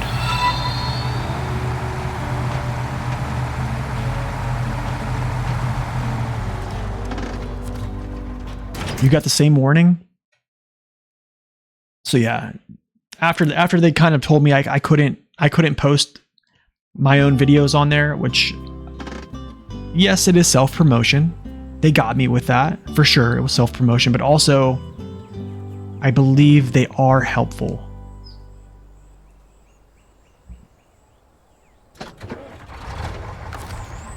Or, I don't know, but there's also people that think I'm full of crap, to be honest. So, which is okay. It's seriously okay. There's a lot of people disagree with things I say, which I understand.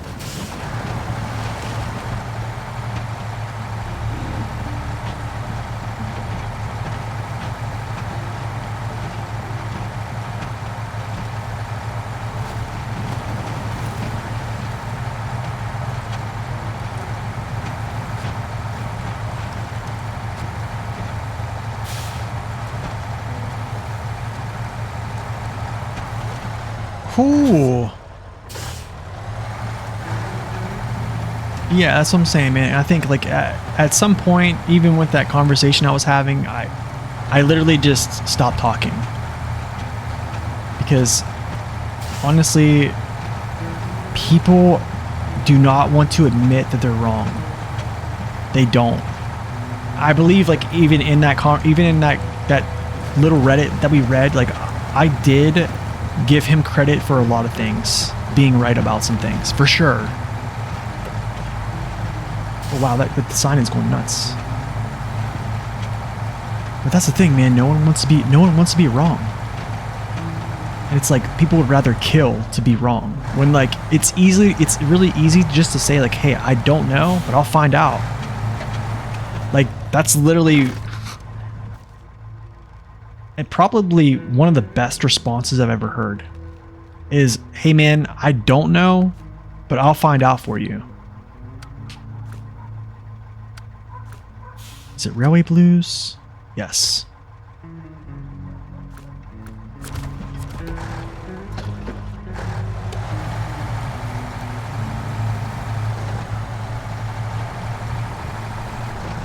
Yeah, dude, I just don't think it's worth it. I don't think it's worth it to get into that stuff, and then have folks just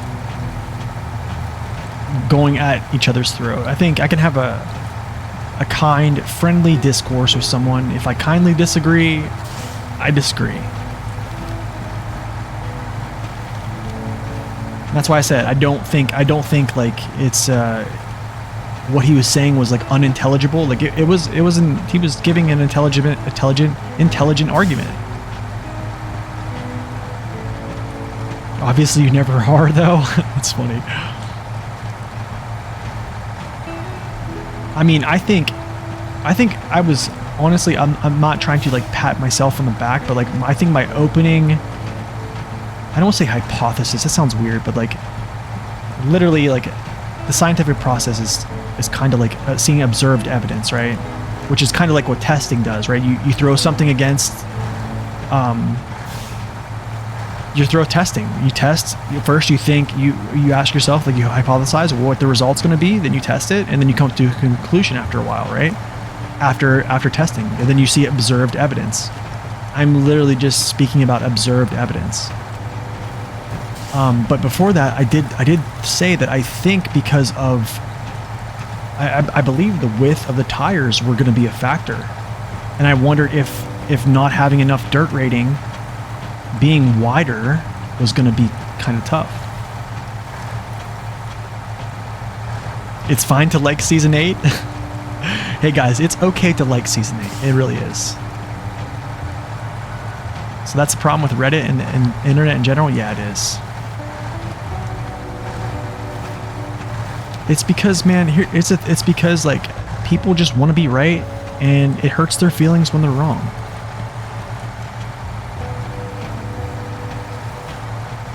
That's the thing, man, is we become a society that values your feelings. It's like those participation trophies they give out now at like Little League football. Even if you don't win, you get a trophy. It's like, why are you getting trophies for? All because we don't want to hurt their feelings. Well, dude, they didn't win. Oh, this is crazy. What am I doing here? What am I doing?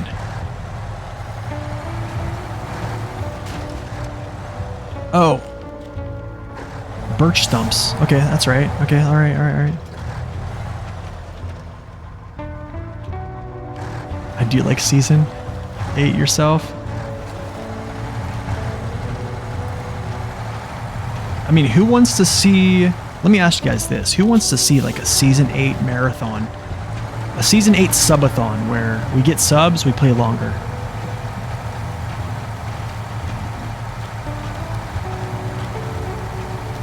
Oh no, you know what I have to do? I need to actually... Wait. That's so scam. That is so scamish.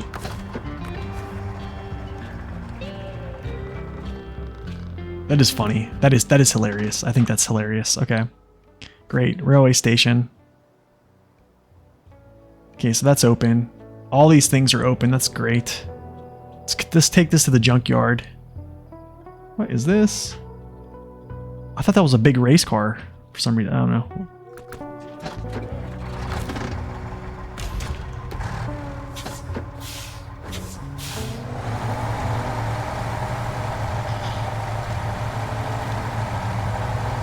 But yeah, I mean, like, I'm sure there's a lot of people that like using the Jet tires. I mean, like, shoot, man, I've been switching out and using them. I used them on this truck for a while. I switched back to the UODs. I just didn't feel I needed the big wide MMDs.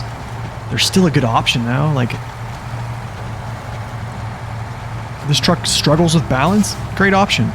Absolutely, 100% agree. What is that? This says an upgrade, but was there an upgrade here? Wait, was there? Hold on. Do I remember there being an upgrade there? There was.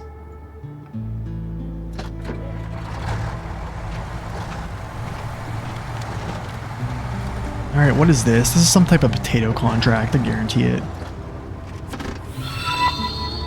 Grocery run. Got it. Grocery run.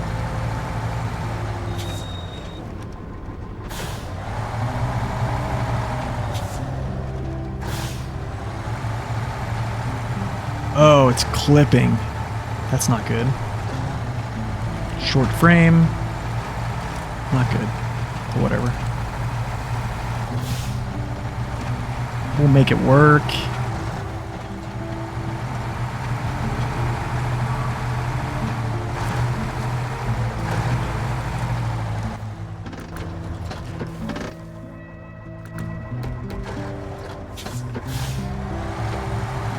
Yeah, we're just gonna cut through.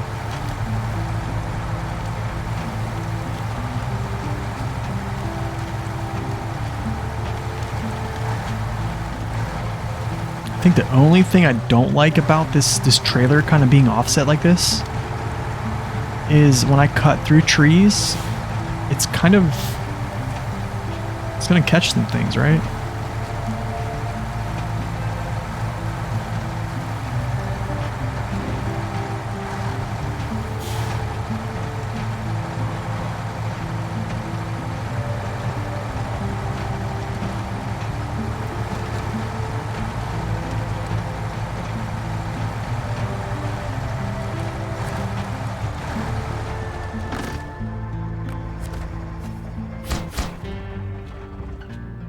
Is it me, or I gotten a bit easier to breathe in here? Anyways, agreed upon, here's your reward. Picking up garbage. Cool, so we have those. Wait, wasn't there 2 warehouses that needed to be open? Where's the other one?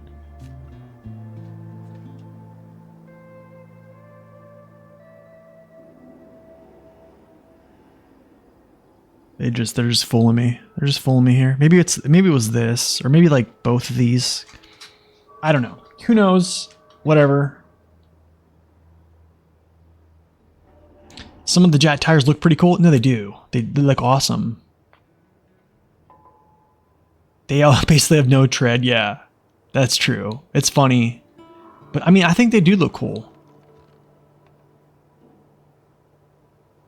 How's it easier to breathe if you just receive more garbage? Yeah, I know, right? I think there's another mission I actually have to go down in here and grab garbage. I think. I don't know. Maybe. But essentially, that is it for me today, guys. That's all I got for me. Or got for y'all here today. That's 3.5 hours. We got into a pretty good conversation there. Pertaining tires. Which is cool. Which is cool and all. I mean... But yeah, I'd ask that no one go in there and start blowing that post up. I think you guys pretty much all understand that a lot of this stuff is just subjective. It's really boils down to a lot of things of what's your playstyle. Are you worried about falling over? Are you worried about grip? You know, those type of things. So I also said, like I did in the video, the Jats are a good side grade. So, anyways, y'all, I am out of here. I'm gonna go get some food, and yeah, we'll be back tomorrow streaming some good old Season 8. So, until then, guys, God bless and stay upright. We'll see you.